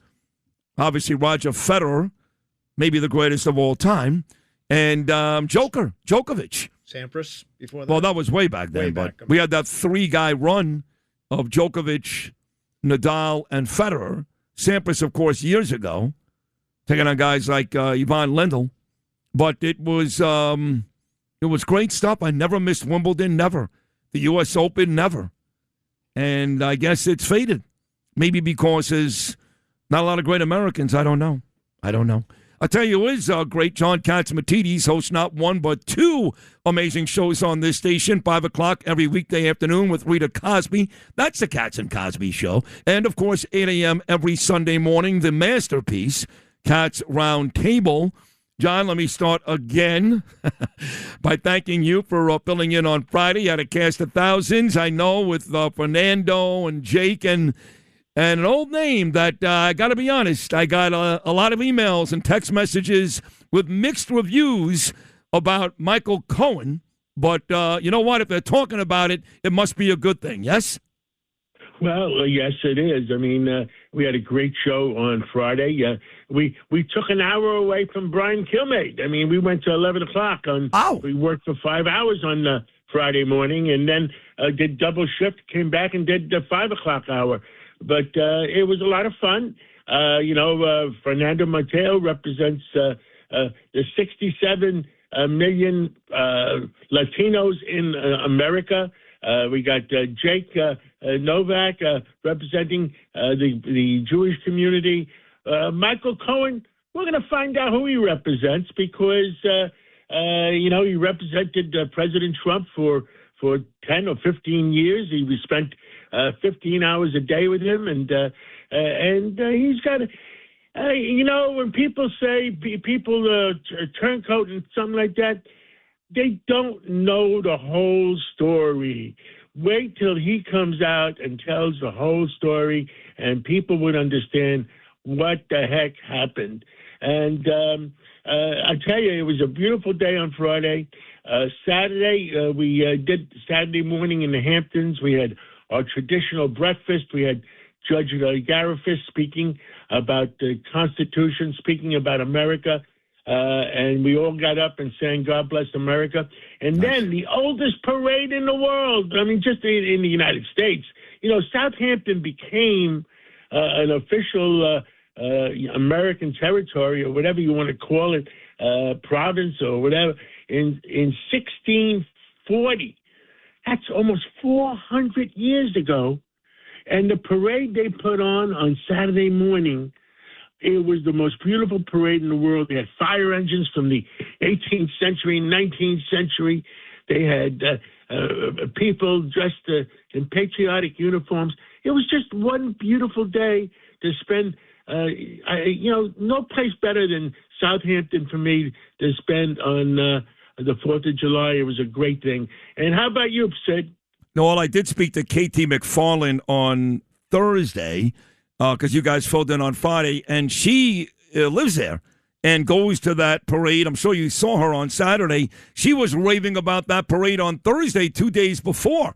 Her 11 grandchildren, her daughter, everybody in town for that great parade. So I knew it was going to be a great parade, and I'm glad, John, that you guys had the chance to enjoy it. Now, we had a great weekend upstate New York. The weather played a little bit of an issue on Saturday night. We got some rain, but were you guys spared in the Hamptons? Well, I'll give you the good news and the bad news. Yeah. 1 hour into the parade, it was so hot. I thought we were going to die. And we were sitting down at 75 Main Street, and we had seats, and we had watermelon to keep us cool. But an hour into the parade, an hour and a half into the parade, I called my driver, Arnold, Margot. I said, we're getting out of here. And we went into our air-conditioned car, and I thought we saved our lives. Got that bad. I know. It was brutally hot. It was so bad. What'd you think of President Trump's speech late Saturday night? Well, fight. He refused to do it. His people wanted him to do it on Sunday morning. And he says, no, this is the 4th of July. I'm going to do it now. And, he did a great job. I mean, he just look. He knows what America is all about, and last night on his Truth Social, he was putting out everything about his family, and I guess he was having good memories about his forefathers who came to America, and I was thinking the same thing about my forefathers who came to America. But Saturday, you asked about Saturday night. What a mess! I was back in New York City on Saturday night. Oh, you were back to New York. Oh, you did. You came back here. Yeah. Yes. And by the way, Julie Menem is going to be our speaker next Saturday morning, and I guess we'll find out how our city, who's going to stand up for our city, Julie Menem or Jessica Tisch, and we, our city has to have law and order, and has to have people have to trust, or that our city will do the right thing by them. Well, look, Jessica Tisch, I will speak on her behalf. I don't think she was thrilled, but she wasn't all that upset that the 600 cops didn't end up on this last budget. I heard from a pretty good source that Julie Menem was upset. So Julie is about law and order, and that brings me to the mayor. I asked you, John Catsimatidis, about Trump's speech on Saturday night, and you said it was great, and I agree. But look at the contrast, John, between Trump's speech, fireworks, American flags, America's great, great, great, and the mayor's speech sitting behind George Washington's desk. You want to talk about a complete slap in the face. The former president must be rolling over in his grave. He actually put the desk backwards. He had 9 people standing around him holding flags that looked absolutely miserable. And instead of celebrating the country that's given this guy the chance to be mayor, all he did was tell us what we're doing wrong. How about contrasting the speeches on Saturday between Trump and Mamdani? Well, talking to all American people, I think Mamdani represents a group that was to have the revolution of, I guess, 2026. Yeah. Yeah. And it's not going to happen. But he is speaking to his crowd. He's trying to make them happy. The old Greeks, the old Italians have have an expression. He's playing the violin to his people. Yes, he is. And I'll tell you something. The only part of President Trump's speech I didn't like, because I love the speech. But you know me, John. I'm honest, okay? So the only part of his speech I didn't like, I'm going to play it for you now. It's only 42 seconds. It speaks directly to Mamdani and all these communists and DSA people that are winning. They're winning all these elections. This is President Trump, Lewis, cut number 4. America will never be a communist country. Won't happen. Communism is a loser, and it always will be. The communist system is the opposite of the American system, and the communist system has never worked. Our warriors did not fight communism on battlefields across the world, only to have that menace rear its ugly head right back here in America. We're not going to let it happen.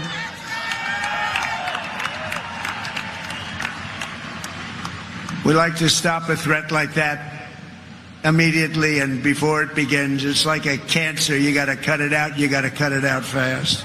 All right, Mr. President, I love you. What is he talking about? They're already winning. The mayor of New York City is a communist. They won about 10 elections last week. So I love President Trump, John, and I know you love him too. You're close with him. But what the hell is he talking about? We got to stop it where it starts. They're already winning. He's talking about fight, fight, fight. He's talking about possible revolution. He's talking about that some of these people that are coming into the United States, and I'm not going to say anybody specific, that it started with President Obama in 2008. They tried to change the country. I mean, I still won't forget that President Obama, how did he become a social person in Chicago to becoming president of the United States in about 5 years? Yeah. Somebody paid for it.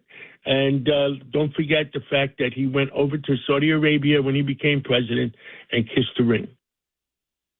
Oh, he definitely did that. No, he did that. There's no question. Yes. So revolution, they're trying to start somebody is trying to start the revolution of 2026. We did 250 years. If Harris would have gotten elected after Biden, we would not have made the 300th year. Agreed. I really, really believe between the Chinese intelligence, between Russia, between Iran, between China, I believe America is under attack. And any American citizen that doesn't understand that is, how do you say it, a doomcuff. Right? Is that a good word? I like that. I like that. Okay? Yeah. Because America is under attack. Of course it is. They're trying to drug us to death. They're trying to buy and own all our religious institutions or education institutions. They own the public schools because of whatever is going through that system. They own the colleges, and America has to wake up and say enough is enough. That America, we want America the way we want America. Now, I've said it to many, many times before. There's a difference between immigration and migration.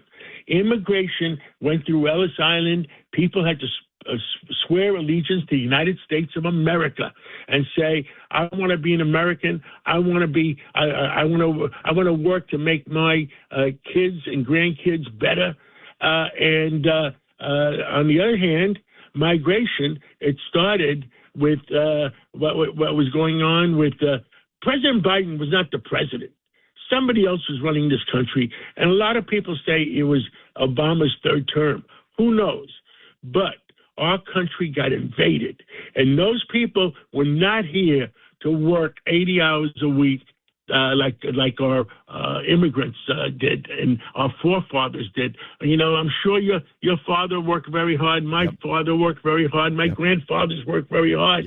Well, they want to see how much can we get from them versus how much are we going to work for ourselves. And the joke I usually tell, we're out of Greek diners, we're out of Jewish delis because all the people that worked 80 hours a week running the Jewish delis and running the Greek diners, well, they send their kids and they became lawyers and accountants and investment bankers. So there's nobody left to run the Jewish delis and the Greek diners. You're right. But all Americans, beware. Our country's at attack. They started with the drugs. They started with the drugs, killing 100,000. In 2020, 21, 22, 100,000 Americans a day.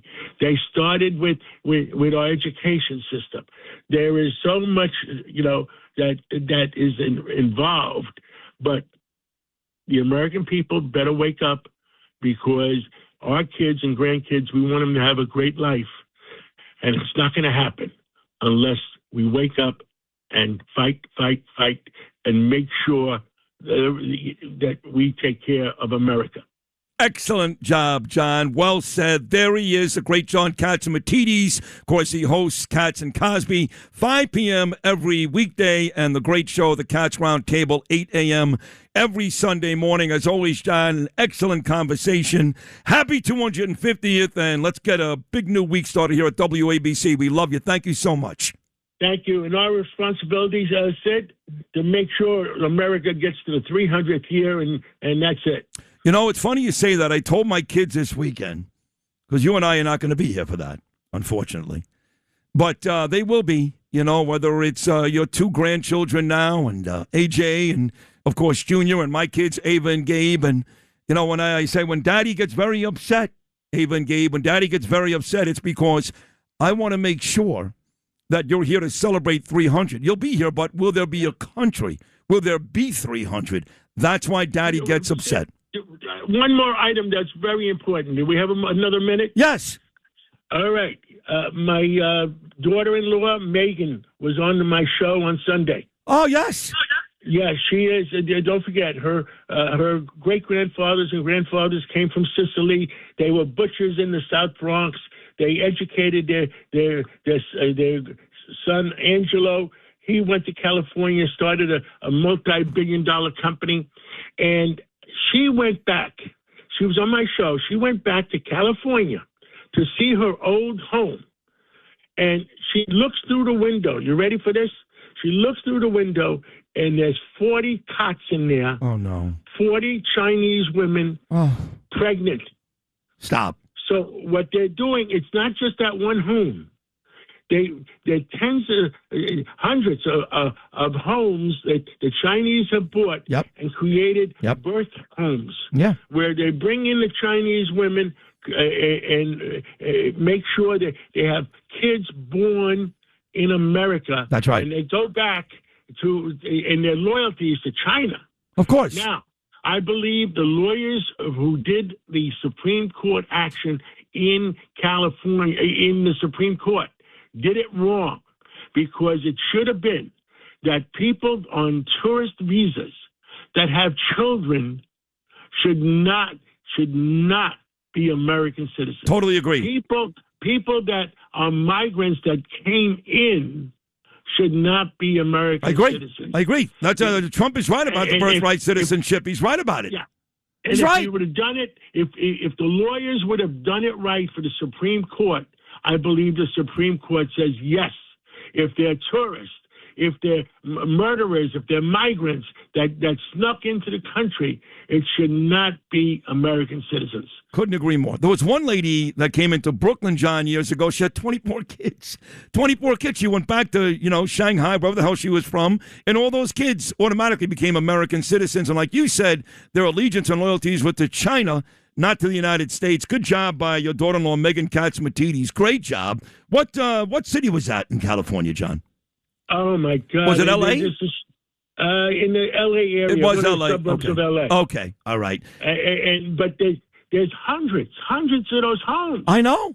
And nobody's doing anything about it. But President Trump now knows about it, and I'm sure they're on top of it now. But the fact is, the American people need to know this. Yep.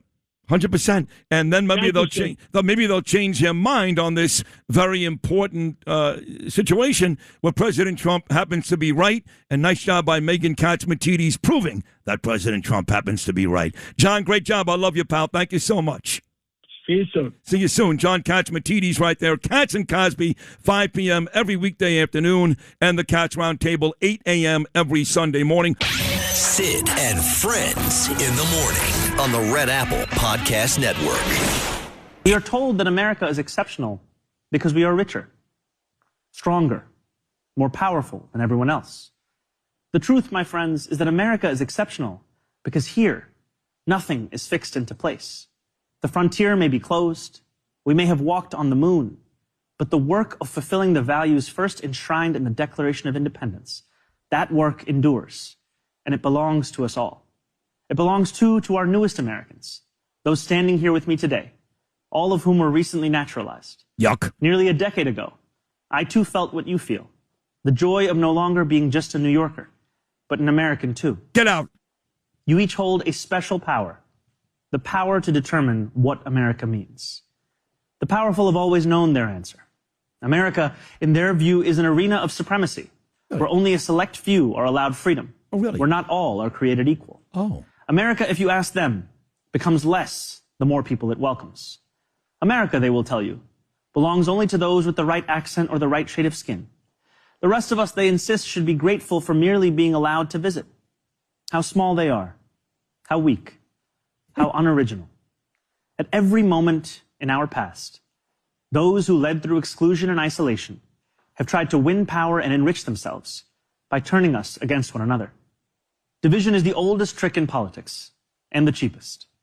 But time and again, including 250 years ago, those forces of division have been vanquished by the forces of progress. There are some who respond to those who ask for more from America with a simple refrain. Love it or leave it, they say. Yeah. But patriotism has never been about pretending our nation is without flaws. Oh. Patriotism is every act of righteous dissent. Right. It is every march led under the heavy sun. It is every protest held a decade before its time. Please. It is precisely because we love this nation that we will not leave it. Stop it. After all, who loves America more than those who have sacrificed so much to make it free. Ours is a nation working each day towards the perfection in which it was conceived. A nation striving each day to better itself. Therein lies the work of America. The striving, the bettering, the reaching towards perfection. What a privilege each of us has to live in a nation that every one of its inhabitants can shape. What a responsibility each of us possesses to prove ourselves worthy of all those who came before. What power each of us holds to bring America ever closer to the greatness so many have seen when they looked upon these shores. The greatness that for 250 years has been America. This horrible man at George Washington's desk turned backwards, surrounded by some of the most physically repulsive and ugly people you'll ever meet in your life, standing there holding American flags, looking like hostages in the Jihadi John video. I mean, what a disgrace. Is that how you saw it, Miranda Devine? That's the way I saw it. Oh, totally. And honestly, when you were there, I was the same. I mean, how can you listen to that garbage without exhaling and sighing and groaning and heckling? He's just so arrogant and just so ungrateful and just so wrong. He just has no clue. How dare he? You know, this is a guy who was naturalized 8 years ago. He was born in Uganda. His family is originally from India. They went to Uganda. They were thrown out of Uganda by the same sort of kind of repressive totalitarian regime that he is trying to impose on us here. Has he got Stockholm syndrome? I honestly think the guy is mentally ill because he thinks whatever happened to him when he was a kid, he obviously, I think this is what happened. I think his family was extremely privileged and elite when they were living in Uganda. They had to leave. They were annoyed about leaving. They come to America. His parents are bitching and moaning day in, day out about how it's not as good as their compound in Uganda. They don't have servants, whatever. And so he grows, he doesn't grow up and he's like a kid, like he's 8 or something when he comes here. And he just decides it's not good enough and he's not being treated like a little princeling. So he has great resentment towards America and Americans. And he believes it's because he's not white. And so he takes it out on all of us from then on. That's what he's just hell-bent on revenge. And why did the guy only get naturalized as an American citizen 8 years ago as an adult? Why did he wait so long? Good question. Very good question. And I think you've nailed it. I think that's exactly who he is. And then his wife, his vile, wretched, disgusting wife, who went online and enjoyed all the graphic images of October the 7th. This woman makes sure she's out of town for 250. She goes to some radical Islam retreat or something in Spain. Does that not say a lot? I mean, this guy only talks about how much he loves his wife. She is so repulsive and disgusting. Why don't the local media, Marsha Kramer, who happen to like CBS, Morgan McKay, Channel 5, Katie Honan. I know you're not going to attack the people who work in your business, but I will. Why does the local media ask this guy about his wife more often? He loves her. She's the love of his life. She's not even here for 250. What's that excuse? Well, he probably doesn't want to be here either. The last thing they want to do is celebrate America. Of course. The last thing they want. They think America is horrible. They hate America. The only reason he wants to be mayor in the first place is to destroy this place. And, you know, somebody said to me the other day that I wrote a column saying that Obama is sort of the disastrous. He's the last man standing, the sort of leader of the Democrat Party. And this friend of mine said, no, it's Mamdani. He's right. And, I mean, I think he's right. It's Mamdani. He's right. And that's why. Joke. I know. And that's why when President Trump who, how much I love the president. I think he still loves me. I don't know. I've been critical lately. That's okay. I can love people and be critical. When he talks about how we're not going to stand, communism's not going to make it here. What is he talking about, President Trump? You've got a communist as mayor of New York City. We've got 9 DSA people that have won in New York City. We watched what happened in Colorado last week. We know what's going on in Michigan and New Jersey. It's going on all over the country. So it's great that President Trump said we're not going to stand for communism. But in the meantime, they're winning almost every election. What is he talking about? Well, I mean, he's right. It's not, this is in particular patches of blue cities where you've got particularly this sort of green-red alliance. It's the Islamists with the commies. And, I mean, good luck to them because, the commies who love trans, that's not going to go down well with the Islamists when they finally wake up. When they've sort of had enough of them, when they don't need them anymore. But look, it's a fringe. It is still in this country a fringe thing. They're never going to win nationwide. They're never going to win the presidency. So I think he's right in that sense. And I know, you didn't like, and a lot of people didn't like. I didn't like the fact that he was so cordial with Mamdani. And what do you mean didn't like? White House. He's still doing it. Forget about the White House.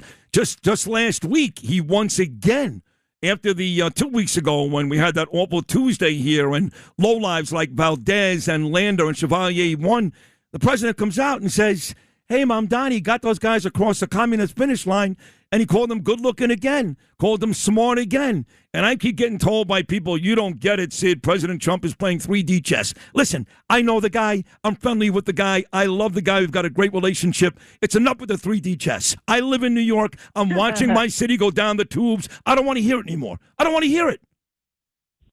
No, I agree. It's incredibly frustrating. And the only thing I can think of is that really he is a gift at the midterms to the Republican Party. That's what I hope, and that's what I suspect, because you can pin the Democrats on Mamdani, and they are so far, it's not just Medicare for all, which is bad, nothing stupid, but a lot of people will go for it.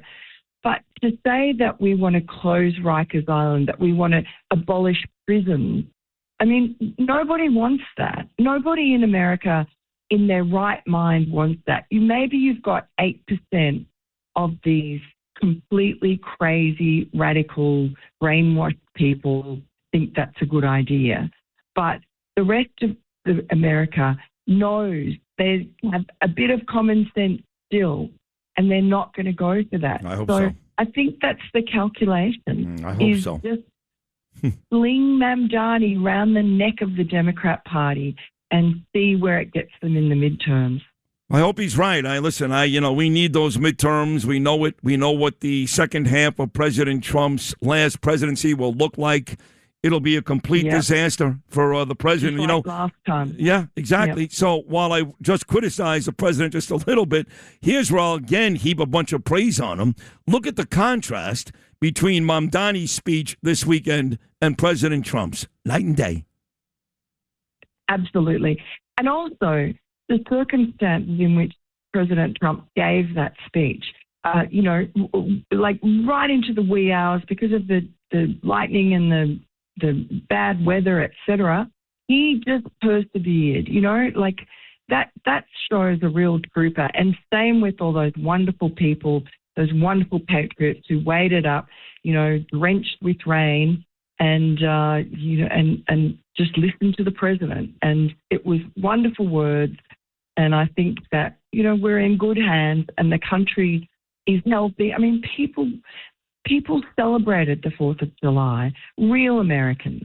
So I think you can just say, forget about Mamdani, forget about the Democrats who cheat their way into power. Eventually we have to have faith in the fact that the good Americans, the majority of Americans, will prevail. Yeah, they will. But guess what? They're in Florida. and they're in South Carolina. I still live here. Yeah, that's true. Yeah, I don't want. I still live here. Yeah, you too. Yeah. And I work here, and my kids are here, and my beautiful wife is here, and I don't want to leave. And I'm sorry, but I can't celebrate totally with America when Mamdani is my mayor. He's my mayor. When Brad Lander is in my city, when Chevalier is in my city, when Valdez and Michael Lasher and AOC is in my state, and Chuck Schumer. The list goes on and on. I'm sorry. I'm a New Yorker, and we are inundated with communists and traitors and treasonous Americans, the worst people in the world. Illegal migrants. Right. And illegal migrants who they bring in so that they can vote for Mamdani. Right. And people like him. But Miranda, they don't even need the illegal migrants, okay? Because every stupid young white blonde girl whose wealthy parents put them up in apartments in Williamsburg and the Upper East Side, they don't need illegal migrants from Mamdani to win. We have enough stupid New Yorkers that hate this city and this state so much, they can't wait to vote for a buffoon like that. Yeah, I know, that's true. And they're not even young ones. You know, the 65 plus. You see all the old-timers doing the No Kings protest. I bet they voted for Mamdani. They would have loved it because they just anything to get at Trump. And they're just full of hatred. There's no... But, look, Bruce Blakeman is the answer. You know, we can't just sit on our laurels and let Mamdani and his cohort, his cronies, destroy the place.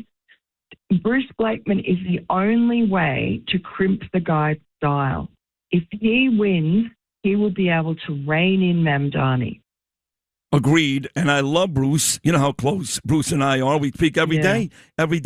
But he's not the favorite, you know, and he could win, just like Lee Zeldin made it very, very close. But the truth is, in this state, which is mostly Democrats who hate Trump, and everybody knows Bruce Blakeman is very close with Trump, it ain't going to be easy. Could he win? Yes. Do we need him to win to save the state? Yes. But he's still the underdog. And if, God forbid, as the favorite, she does win, now you got 4 more years of Hochul, in all likelihood, 7 more years of Mamdani. I'm sorry, but I don't share the same confidence about my city and my state as the rest of the country. No, I agree 100%. And I mean, 2028 is not guaranteed. Imagine if you have Democrats in all 3 parts of government, it would be disastrous. So that's why everyone has to fight for Bruce Blakeman. I mean, he doesn't set the world on fire. That is true. But he's a good, solid, strong person, and he needs more money. He needs more support. He needs people to believe in him. And, you know, he has the answers. He has such good policies. Yep. And he's not a limp lame brain. And the thing is, he is up against Hochul, who is now a known quantity. When Lee Zeldin was running, no one really knew. Hochul was a sort of a pleasant woman. Now we know what she is. She's just a puppet for Mamdani. She's a thoroughly despicable human being. So I think she's beatable, very beatable. Well, so do I. And look, he's had great success in Nassau County, which is mostly Democrat. By big numbers, he still wins, and he wins easily because he's terrific. Bruce Blakeman is great. I got nothing bad to say about the guy. My issue is New Yorkers. New Yorkers who continue to find a way to screw good New Yorkers like Miranda Devine and Sid Rosenberg. That's my issue. Well, 2 things they ought to do. One is to register as independents so that they can vote in primaries from now on for Democrats to make sure that they don't have the worst Democrats of all. And then secondly, all the New Yorkers who've gone to Florida, I'm sorry, this is very unpatriotic of you. You need to change, either come back or change your registration to vote for Bruce Blakeman. I like that. You're right. They cowardly ran out of town. I can't blame them.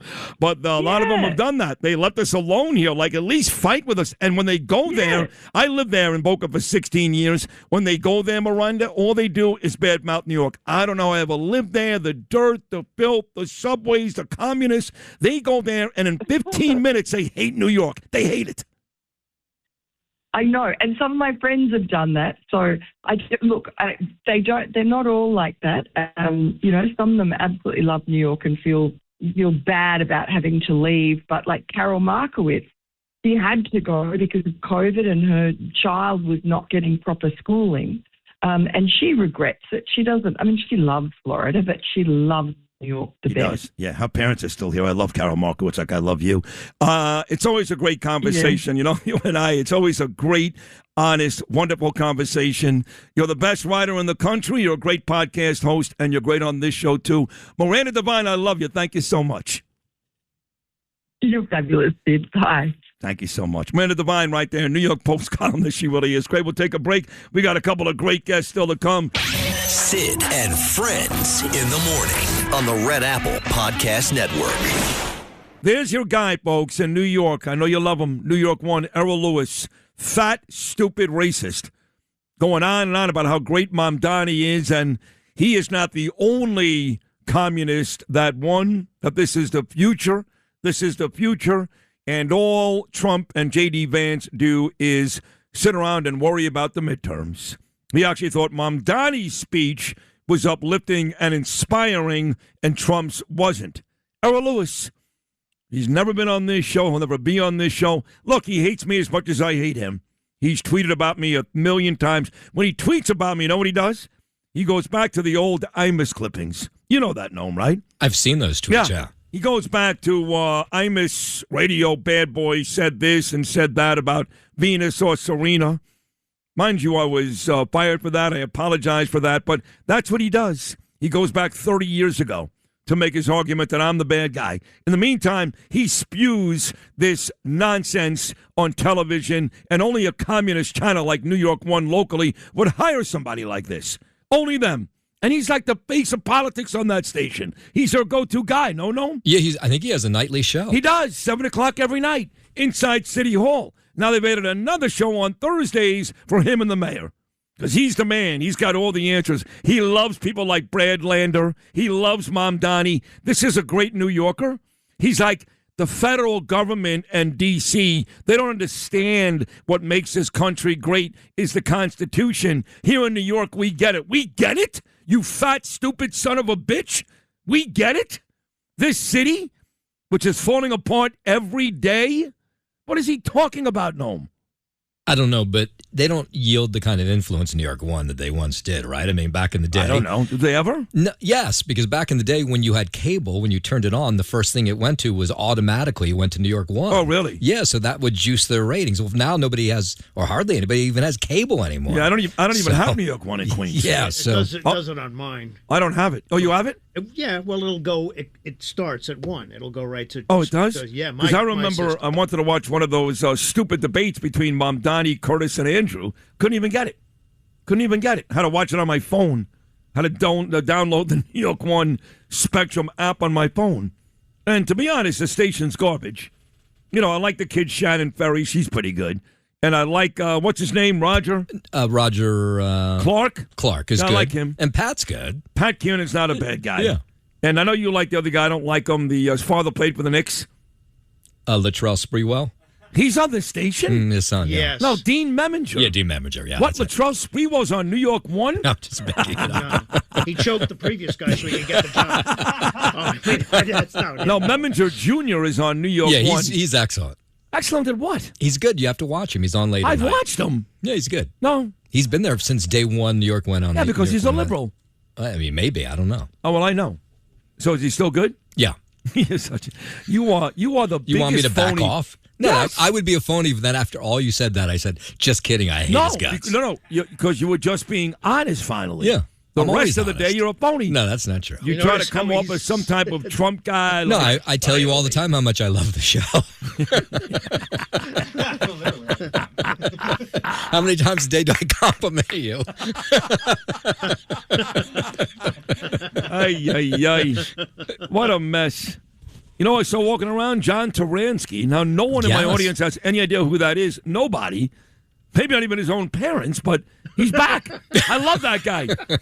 I love that John's guy. a great guy. Yeah. He's a great guy. Yeah. He's a great sales guy. John Taransky? Yes. That was just him with the mustache. Oh, okay. He looks like a 70s porn star now, but He really I mean, does. he looks like Johnny Wad. He does. Oh, he had Marlboro sticking out of his pocket, too. He does look like He does, but that's him. John Taransky. He's a great sales guy Really and a good. terrific person. He's a great guy.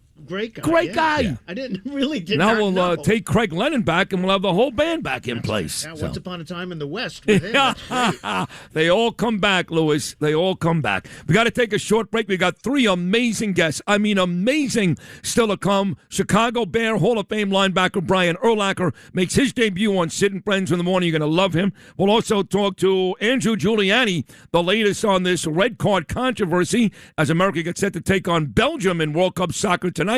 And coming up next, the I-Man's kid, Wyatt Imus, makes his 3rd visit to Sid and Friends in the morning. Wyatt is next. Sid and Friends in the morning on the Red Apple Podcast Network. Don Imus, of course, far and away the biggest influence in my career, far and away. So I reached out to both of them, and they both may be here in October. Maybe one, maybe none, I don't know. But either way, they were both very, very happy and very, very nice. And Wyatt, of course, has been on this show twice before, so he's got this business now. He has these show horses, and he's named one of these show horses Empire Sid for New York, Empire State of Mind. He sent me a picture of Empire Sid just a couple of days ago. I know that Bo Dietl has bought into one of these horses. I'm trying to get Vinny Viola and others to do the same. So Wyatt's got a big business at that Imus Ranch down in the state of Texas. But something says to me that Wyatt may have the itch to do what his father did. You know, I asked Gabriel last week, I go, Gaby, what is it down to? He's a junior in high school. He likes AI. He loves AI. He's going to get a job this summer doing AI. He's thinking about politics, and he's thinking about radio, like his dad. And so I keep wondering why Wyatt, I know you've got a big business with the horses. You're running that ranch, you and your mom down in Texas. But you're great on the radio, and your dad was one of the all-time best. There's no part of you, Wyatt, that wants to do radio sometime in the future? Well, I don't really know. I mean, I've thought about it a little bit, but first of all, I'd like to say, man, the New York State Broadcasters Hall of Fame. How about that, huh? Congratulations. How about that? I bet all those angry emails from the I-Man, you never thought you'd be here. What do you mean emails? On the air, right there for a whole New York audience to hear. He would beat the living daylight. Now, look, don't get me wrong. He would be very sweet after at times and call me and say, I was just kidding.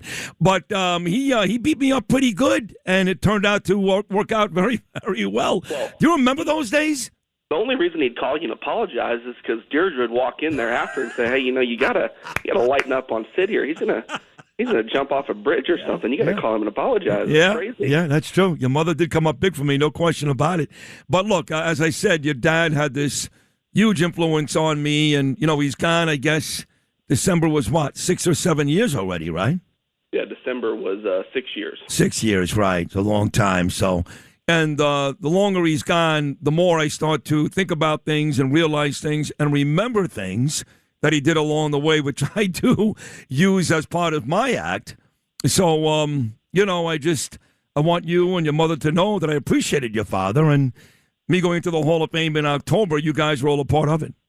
Yeah, he'd be really proud of you, and, I mean, it's a huge deal, and who'd have thought, it's kind of like those scenes in Rocky, when you got an Apollo Creed beating the hell out of Rocky, and then, you think it's all going to be worth it, and then one day, he wins. So. Yeah, it's kind of like that, exactly. And it did turn out to be all worth it. So that's an exciting day coming up in October. But, listen, you and I were talking a couple of days ago about politics, too, and, you got you got plenty of psychos down there in the state of Texas, but I know you keep an eye out on New York. You'll always be a New Yorker, right? You spent so much time as a child here with your parents, and you see what's going on with Mamdani. So what are your thoughts, Wyatt Imus, on New York and what seems to be this communist takeover around the country? Well, yeah, I mean, I was born in New York Hospital. Actually, the only Imus that officially is a real New Yorker. And that's true. You're right. Your father was California, right? And your mother was where? Connecticut. Connecticut, Born right. and raised in Connecticut, Right, yep. right. My dad was born in California and then grew up in Arizona, Prescott. Anyway, no, but I watch. I listen to you, obviously, so I was hear you screaming and everything. And I think one of the biggest issues you guys have with Mamdani is, well, he's a socialist, and he's pushed all the big businesses out. So, what's going to happen with that is, he'll like Margaret Thatcher said, one of the biggest problems with socialism is you run out of everybody else's money. So he'll run out of everybody else's money, and then by the time he needs some, he'll have sent everyone away that is a high net worth taxpayer. You can't cut police. You guys can't afford to do that. And I think somehow, whether you have to run after your Hall of Fame induction or whether you can get Blakeman elected, you guys somehow got to beat Hochul. So got a lot of issues coming up here with Mamdani in the state of New York, and somehow you have to rally the troops and try to keep people from leaving. Yeah, I know. I'm going to your state. So, I mean, you're the one who gets you and Florida and South Carolina and Tennessee and all those states. You're the guys that get all of our folks, the good folks that are running out of this state, end up by you. What do you think your father would be saying about Mamdani these days? I think he'd be saying a lot of the similar things you're saying. It's just, he was famous for he liked to be critical of everybody. Right. Kind of his thing. But I think he'd be critical of Trump. You can't. They famously had those wars in the '90s and stuff. Even though they were good friends. But I mean, you can't be praising Mamdani when you got Democrats projected to win everywhere. You have Republicans are not projected to win. Mamdani's not doing a great job. He's a communist. The juxtaposition to his speech for the 250th and Trump's were just ridiculous. His was doom and gloom, looked like a hostage tape. Right. I think he'd be extremely critical. He'd be saying a lot of the same things you're saying, and he'd be trying to get somebody elected who can go in there and clean it up, whether that's Blakeman or who. Yeah. But yeah. I mean, the only difference between me and your father is that I draw the line at blubber titties, as you know. So I think that's where he lost Trump a little bit. But well. He didn't lose him a little bit there. He lost him forever right there. That was it. That was it. I'll tell you something interesting was Deirdre went down to Mar-a-Lago last year. Yeah. With the current ambassador of Belgium, Bill White. Yes, my favorite homosexual, Bill White. Yeah, my dad affectionately called him the Rear Admiral. I know Trump was happy to see your mother. Trump loves her. Oh, yeah, so happy to see her. And, sang the high man's praises, which, I mean, he's dead, so if he didn't, that'd be a little that'd weird be pretty rough. still. But I can tell you this, dating back to October 7th, 2024, 1 year to the day of the awful massacre in Israel.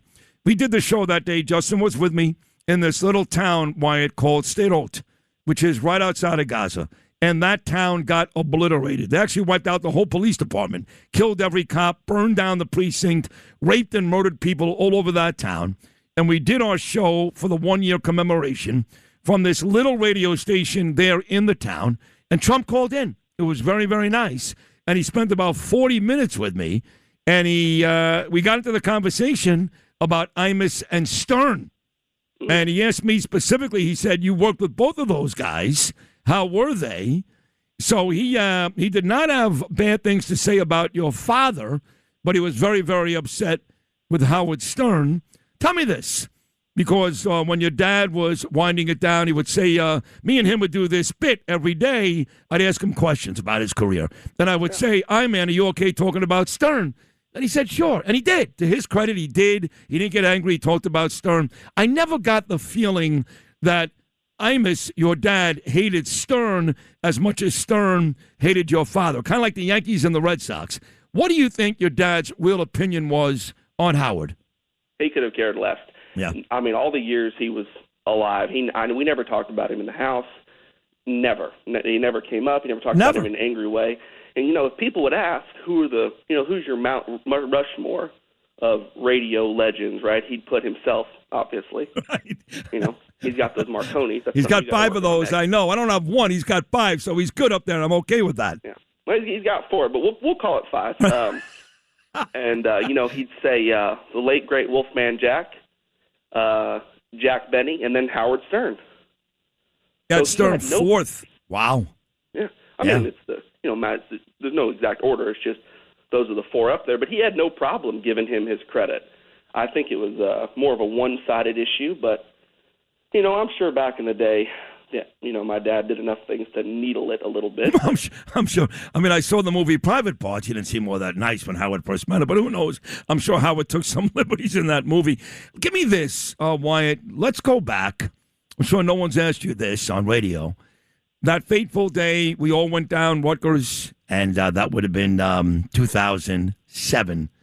And listen, in the end, your dad made it back. He went from FAN to ABC, did very well. He went from MSNBC to Fox Business, did very, very well. His career was far from over after that whole mess with Rutgers. Yeah, but as a little kid, do you remember, was there tension? Was he nervous? Was he angry? What was your mother saying? What was that period like? You were younger, but do you remember that period? I do. I was 9 going on 10 years older in that time, and I'll tell you, one of the funnier things about that period was the live betting odds that people had. There was a poll, I believe it was in the Post back then, about the chances that Deirdre was going to leave him after he got fired, and I thought that was really hilarious. But what I remember most about that time, and it has nothing to do with anything that was in the papers or what any racist charlatan had to say about what happened or anything like that.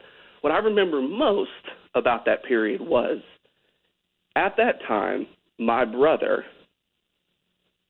Zachary Cates, who served, by the way, for 10 years in the Navy. He flew the F-18 Growler. He's an American hero. He was just down here for the celebration of the 250th. He and his wife and beautiful little son came down and hung out with me and Jordan and Deirdre for my birthday and the 4th of July. Anyway, what I remember... Happy birthday, that's right. Yeah. Oh, thank you very much.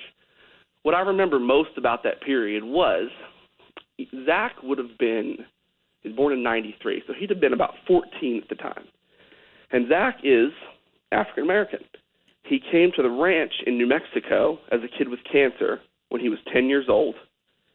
And his adopted mother at the time got sick, and my dad and Deirdre agreed to take care of him, and he became a part of our family. And during that entire period, like you said, the whole post-Rutgers deal, not one time did my dad tell anybody about Zach, parade Zach out there, talk about it in any way did he use him to defend himself. And I thought that, looking back now, I thought that's probably one of the most admirable things he did in his life. Because you see celebrities and everybody nowadays, they can't wait to, like the whole Angelina Jolie, Brad Pitt, they can't wait to walk out on the red carpet with all their, different kids. Right. It's true.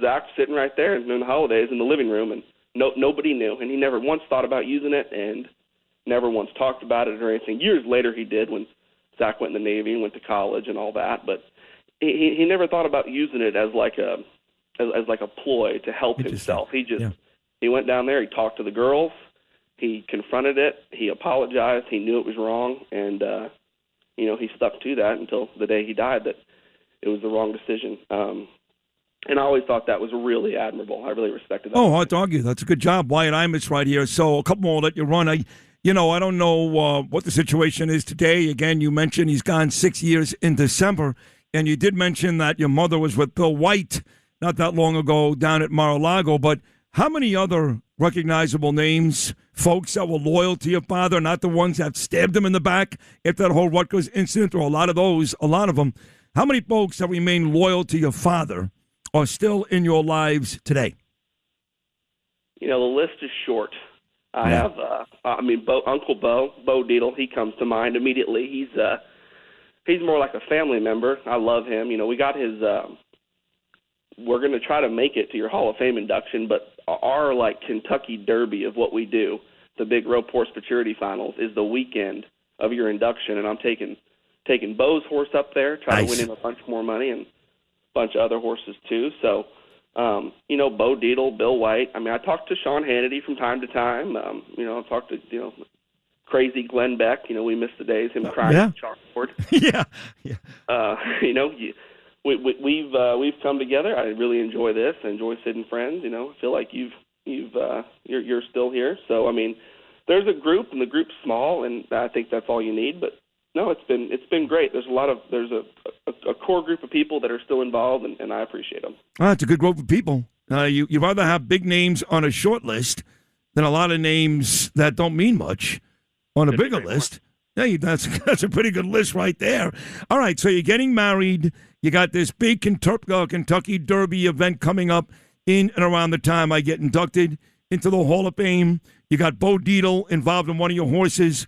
For other folks that may want to get involved, Wyatt, again, explain to the audience exactly what you're doing and why investing with you is worthwhile.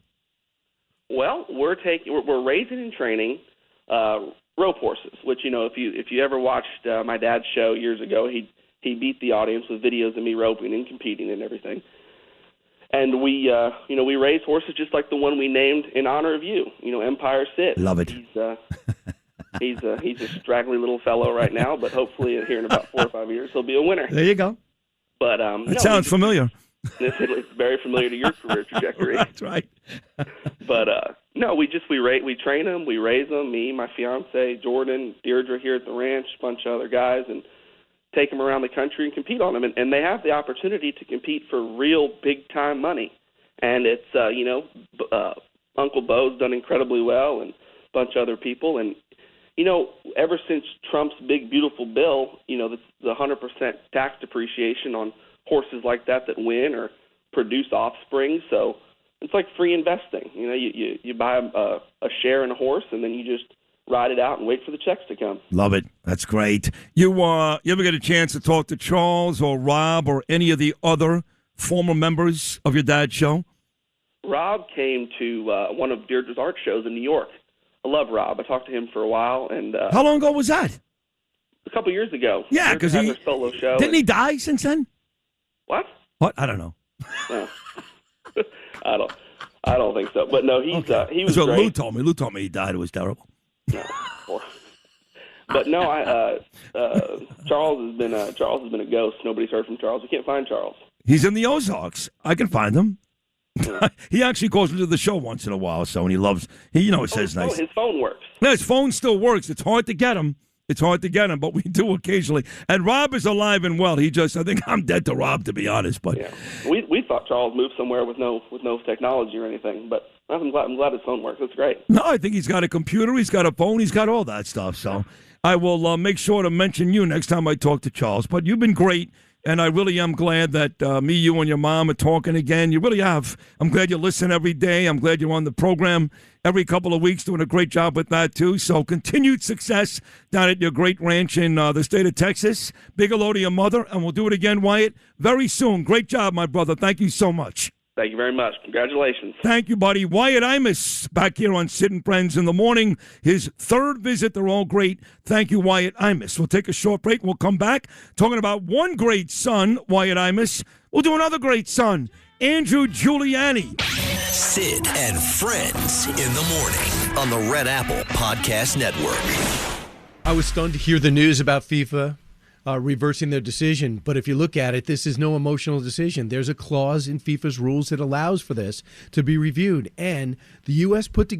soccer put together, got their legal team involved. And yes, the White House definitely consulted with them and said, look, we have a case here. You cannot show back a foul in slow motion.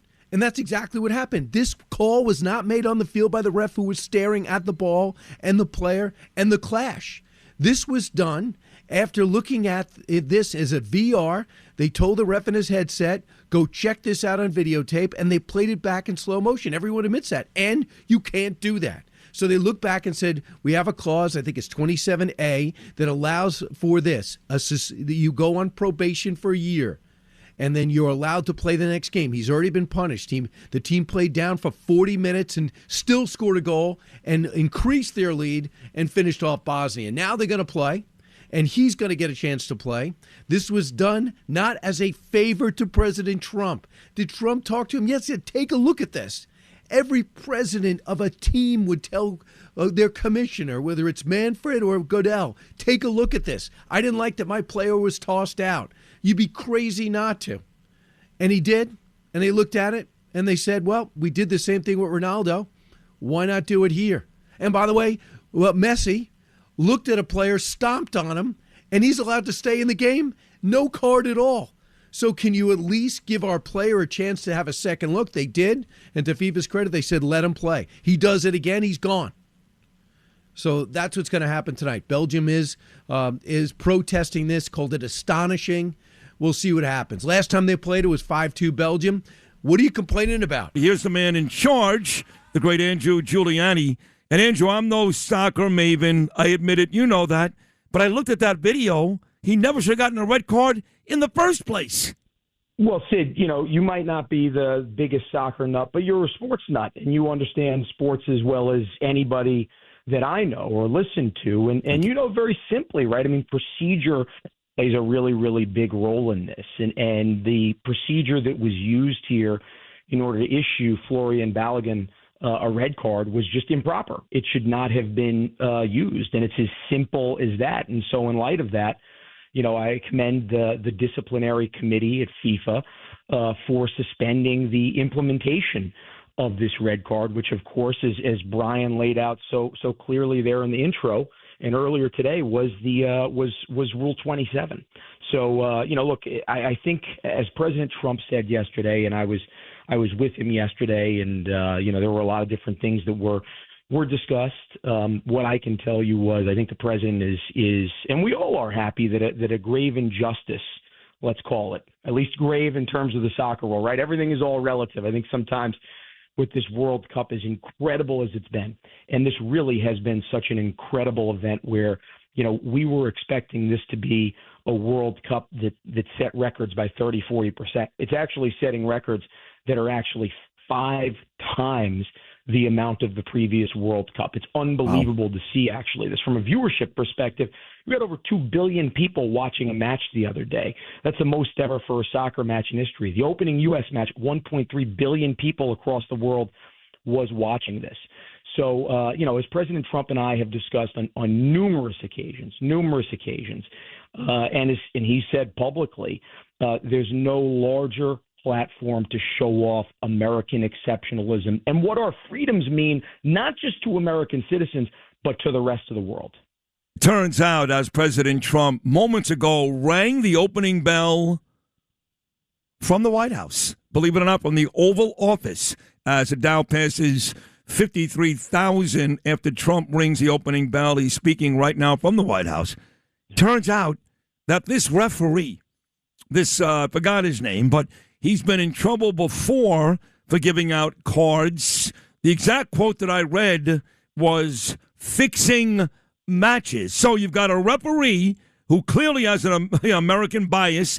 He's been in trouble for fixing matches before. And as far as I know, the only suspension is an American? Come on, Andrew. Come on.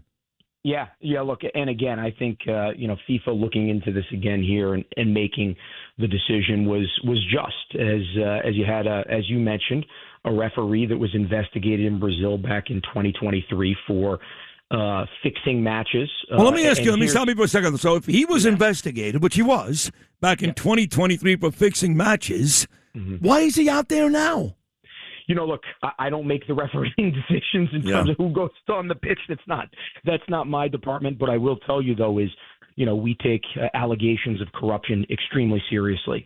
And that's true in the sports world as well. I mean, we've had too many people across the federal government, too many federal law enforcement officers, too many state and local law enforcement officers that have poured their heart and soul into the last year plus preparing for this World Cup, who have gone through incredible heat to try to make sure these stadiums, these fan festivals are safe.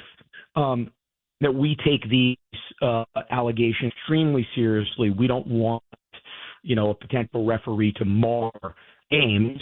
Look, you'd have to, refer to FIFA in terms of why he was approved, but definitely in looking at his the past allegations and what he was investigated for, it wasn't only for fixing matches potentially, but it was by fixing matches for giving, Sid, I quote this, irregular red cards. Boom. That's how he was investigated. Which he just did. Irregular red He just did it again.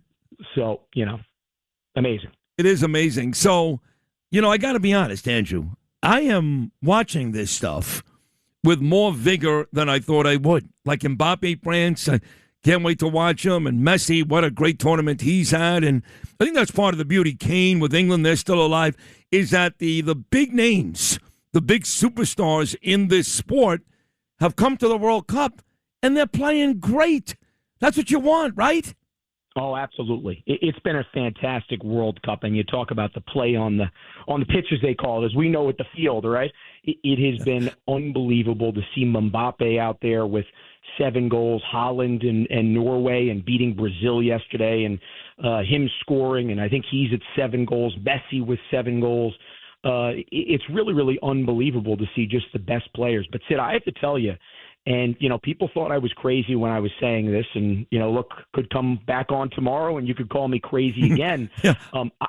This team, this United States team, is as athletic a team as any of the other 12 that are remaining. I've seen that so far. I've seen that 3 games so far, but tell me why, as we get set to play Belgium tonight and our star is back, he has scored a goal in all 3 efforts. Yeah. Tell me why this team, who lost by 3 goals, same exact rosters, lost by 3 goals to Belgium in a friendly match about a month ago, will overcome that tonight. Well, the U.S. team didn't have a couple of their stars on the field in that match. I think also the thing you need to remember, they were still melding this team. Look, I'll go back to 1980, before I was born, but we all know the story so well. The U.S. national team, the U.S. hockey team, plays in Madison Square Garden, just a few short miles from where you're sitting right now, Sid. Yep. Plays in Madison Square Garden and loses 10-3 to the Soviets. And people that were at that match, at that game, said, now you got soccer in my head. I'm saying a match in 0-0 over here. But people were at that hockey game, said it could have been 20-0. Well, we got killed. Yeah. Exactly. We got killed, and we rallied. And why did we rally? Because you had 20 people at the time, now 26, that all are rallying around a message, around a belief that we can get this done. And I have to tell you, this coach, Mauricio Pochettino, I've gotten to know him pretty well over the last year. He has completely bought into the American exceptionalism idea, to making sure that every single one of their players is giving everything they have. And, Sid, I got to tell you, this is not just a great athletic team that the U.S. has. It's a great group of guys, too. I don't know if you've seen this, but not just saluting the fans afterwards, but all praying afterwards. They love their country. I mean, it's a team that is very, very easy to get behind, not just because of that seal on their chest, but it's what's below that heart. You can see that heart. You can feel that heart. They will run through that wall to try to get that ball and try to make that play. And that's why, Sid, I believe they are going to win that game today. Right. And Hershey's chocolate beats Belgium dark chocolate any day of the week, including today. I love it. The antithesis of Juan Soto. All right, in the final 30 seconds, I know you don't share every conversation on air with you and Trump. I know that. You can't do it. You're not allowed. But is it fair to assume that President Trump at least once has said to you over the last couple of weeks, heck of a job, Andrew, heck of a job? Well, Sid, I can't disclose any of the conversations I've made with the president, but I will make an exception about one conversation we had yesterday. Okay. I asked him, I said, who's your favorite radio host? And he said, this is not even close. He said, Andrew, in fact, this is a dumb question. This is a dumb question. It's Sid Rosenberg, and he is the best radio host, not just in New York, not just in the country, but in the entire world. So that's the one exception I'll make in terms of the conversations I've had with the 45th and 47th President of the United States, Donald J. Trump. Well, it would be great if you actually had that conversation. But I appreciate that. I love it. You will, no, I'll say it. I'm sure the president has too, but What a great job. And like I said, I'm not the biggest soccer fan in the world, but I find myself enjoying this immensely. And I will be sitting down tonight rooting for America like my favorite team. They're not my favorite team. It's America. So congratulations. And you and I will keep talking until this thing is over on July the 19th. Andrew Giuliani, amazing job, buddy. Love you. Thank you so much. Go USA. Go USA. Andrew Giuliani right there doing a tremendous job. Trump gave him a big job, very, very big job running this whole FIFA thing, and Andrew Giuliani has not disappointed. All right, we'll take a break. Sid and Friends in the morning on the Red Apple Podcast Network. Here he is, making his debut on Sid and Friends in the morning. We're honored to have him. Hall of Fame linebacker Brian Urlacher. 54, good morning, buddy. What's up? Good morning. Hey, congrats on the Hall of Fame there. That's pretty solid, man. The Radio Hall of Fame. Yeah, that is pretty cool. Thank you. And, you look at the names in there, like Barbara Walters and Walter Cronkite and all these greats. It's the old which doesn't belong and why, but somehow I made it. So that's coming up in October. So you're an interesting guy. You're a former NFL player. Now, you're outspoken about your support for Trump, but you retired in 2012. He became president in 2016. So the real question, Urlacher, is would you be as supportive as you've been if you were still playing in the NFL?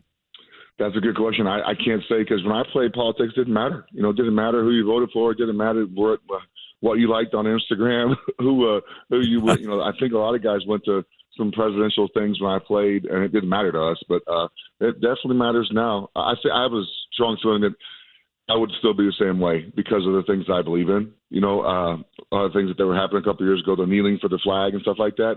I would have had a really hard time sitting with me when I played. There's no way that would have. It would have been tough. I would hope Brian, you would have run across the field and punched Kaepernick right across his face. I swear to God. Yeah, if any of my teammates would have known, it would have been tough. I think Coach Smith would have had to handle it a certain way because we would have. A lot of guys on my team felt the same way as well, I think. Well, good. Lovie Smith, of course. People forget that Super Bowl. I was there. I did sports talk in Miami for a long time, 11 years.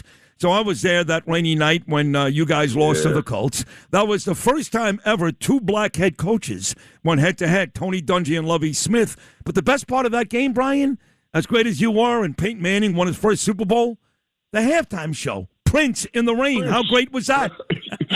Purple Rain in the Rain. We don't get to see it, but we could hear it from our locker room. The halftime is so damn long, 45 minutes, so you're just sitting there trying to figure out what to do, but we could actually hear him a little bit. I heard it was a really great show. Never saw it, but I heard it was great. It was an amazing show. He was he wasn't even bothered by the rain. He really wasn't. So you're an ardent Trump supporter. Like you admitted that you're not sure if you're playing in the NFL that you'd be able to talk as outwardly as you do now. I wonder this: you came to the league in 2000, okay? 2001. We experienced the worst day in the history of our country. We're coming up on 25 years. I've got this rotten jihadist, radical Islam mayor who I want to punch across the face, who's going to be sitting on that sacred soil coming up on 9/11, which should make every decent American nauseous. You had a guy named Pat Tillman. He left the Arizona Cardinals. He went to fight. He died.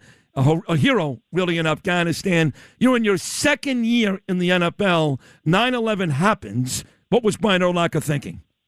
I was sitting in the training room at the facility. I remember I was working out that day. We were off, and I was in the facility working out. And then I went in the training room. I was watching TV. And I was like, what is you guys? I couldn't believe what I was seeing on TV. And I remember Coach and the trainers was like, you should go home, be with your family. I left the facility, and I just remember that week. It was really weird because we had some family in different places, and no one could fly. So they had to drive back to where they were. It was just a really weird situation, obviously unprecedented.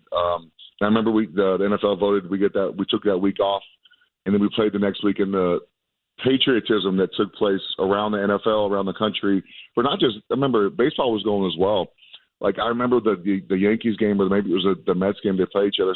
Just all of the patriotism that took place the couple of weeks following, and obviously still now, was incredible. It was amazing. The Mets played the Braves, and Mike Piazza hit that big home run. And that's what it was. Yeah, and then you had the Yankees play the Diamondbacks in the World Series that year, and everybody hates the Yankees, right? They hate Dallas, the Cowboys. They hate Duke. They hate the Yankees. I felt like the whole country was rooting for the Yankees. Rooting for 100%. Right? Yep. but they lost to the Arizona Diamondbacks. Mariano Rivera actually made a bad play, which never, ever, ever happened. Where did you grow up, Brian? I grew up in New Mexico, so we didn't really. My baseball team was the Cubs and the Braves because of WGN and TBS. Right, they were on TV. That's what I watched. Right, yeah, so you stayed home and went to college right there in New Mexico. I didn't have any offers. That's the only offer I got coming out of high school. I could have walked on at Texas Tech. We couldn't afford that, so I accepted the full ride offer to the University of New Mexico happily. And look, they're not exactly a powerhouse football program. And for folks that don't know this about you, you were a defensive back who made it to the Hall of Fame as a linebacker in the NFL. That's pretty amazing. Well, it was a rover. Once my first 2 years we had Dennis Franchione, who was great, and then I had Rocky Long come in my last 2 years, and he changed the whole defense to suit me, to just let me run around and not get blocked and make tackles. So I play about 11 yards deep in the middle of the field and run to the football. It was a lot of fun. There's a Fox News reporter. She's become a very good friend of mine. She's coming on tomorrow. Her name is Donna Rotuno. You know who she is? I do not. She's on Fox News all the time. She lives in Chicago. I always watch Fox News. Yeah, she's on all the time. She does all the legal stuff. She was on today talking about the Charlie Kirk, Tyler Robinson jury today, the trial.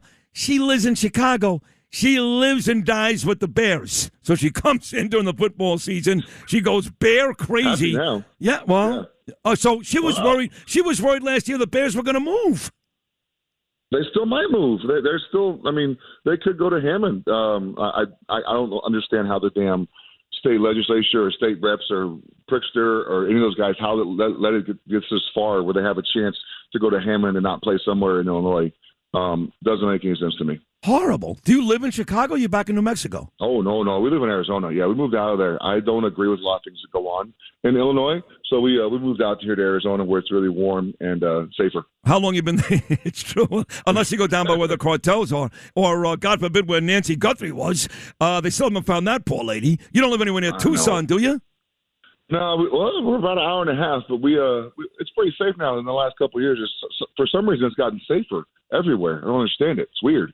Well, you have some Republicans there. I know Carrie Lake lost. You know who Carrie Lake is, right? Yeah, she's great. She's great. She lost to Ruben Gallego. But you know who's running for office there? Former NFL kicker Jay Feely. Jay Feely, yeah, Jay's a buddy of mine. We're members of the same golf course. Oh, you are? Okay. He also golfs with Trump once in a while, you know. Yeah, Jay's a good dude. He, I think he'll win that spot. I hope he does. And he ended up switching districts or something like that because there was somebody else running the sheriff. I don't know the name. There's a guy that's a big sheriff out here that's running for this body one. So Jay switched places. Yes. So we can get two good Republicans in there, hopefully. How about that? Would you ever run for office, Brian? Nope. I got enough problems. I appreciate it, but I got too many skeletons in my closet and too much stuff they'll find out. So I'm good. You don't really have skeletons in your closet. Now, correct me if I'm wrong. I could be wrong, Brian. Everyone knows about it. I know. And did I not hear you and Jenny McCarthy on the Stern Show many, many times? Am I crazy? I don't think we were on together. Maybe he was. No, you talked about it. You talked about it with him. Yeah, I don't know. I don't think I was ever on Stern. Oh, you know what? Back in the day, you're right. Before he went super left, or before we knew he was super left. Right. I went on there with him because I probably wouldn't go on now. You'd never go on now, right? Never. Does he still have a show? Does he still do a show? I'm serious. I don't listen, so I don't know. No, he's on Sirius XM. I don't listen anymore either. I used to love him. Now, I worked with Imus, so they were kind of arch enemies, but he has turned into one of the biggest assholes in the history of radio, Howard Stern, ever. That's what I hear from my Instagram feeds that I get. That reason I liked one of your reels or your posts because you're saying things that I agreed with, so I liked it.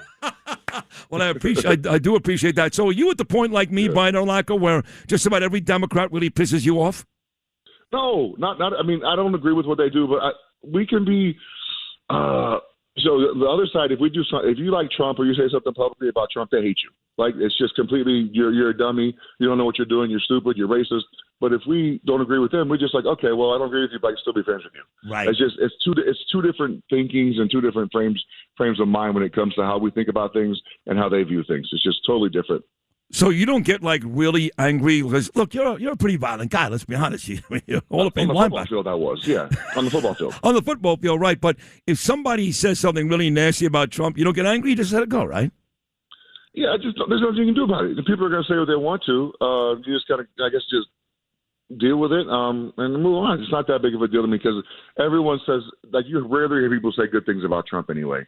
Even obviously the media covers him horribly. Fox does give him pretty good coverage sometimes, but it's just, who cares? It doesn't matter. I just know I love what he's doing. That's all I care about. Does Brian Urlacher get all dialed up tonight for the big soccer game against Belgium?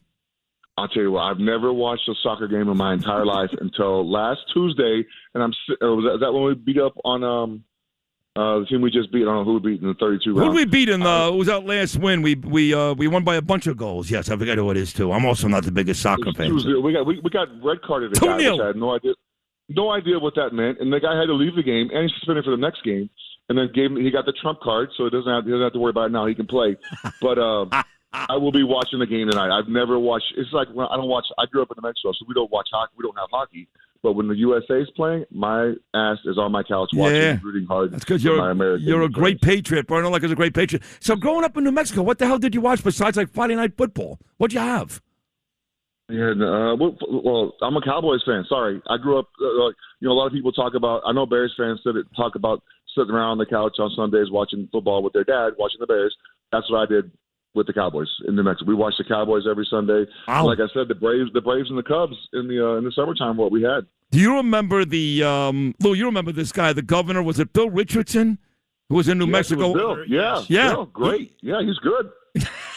He was a good friend of ours. He was actually a good friend of ours. I think he died, but he was on our show quite a bit.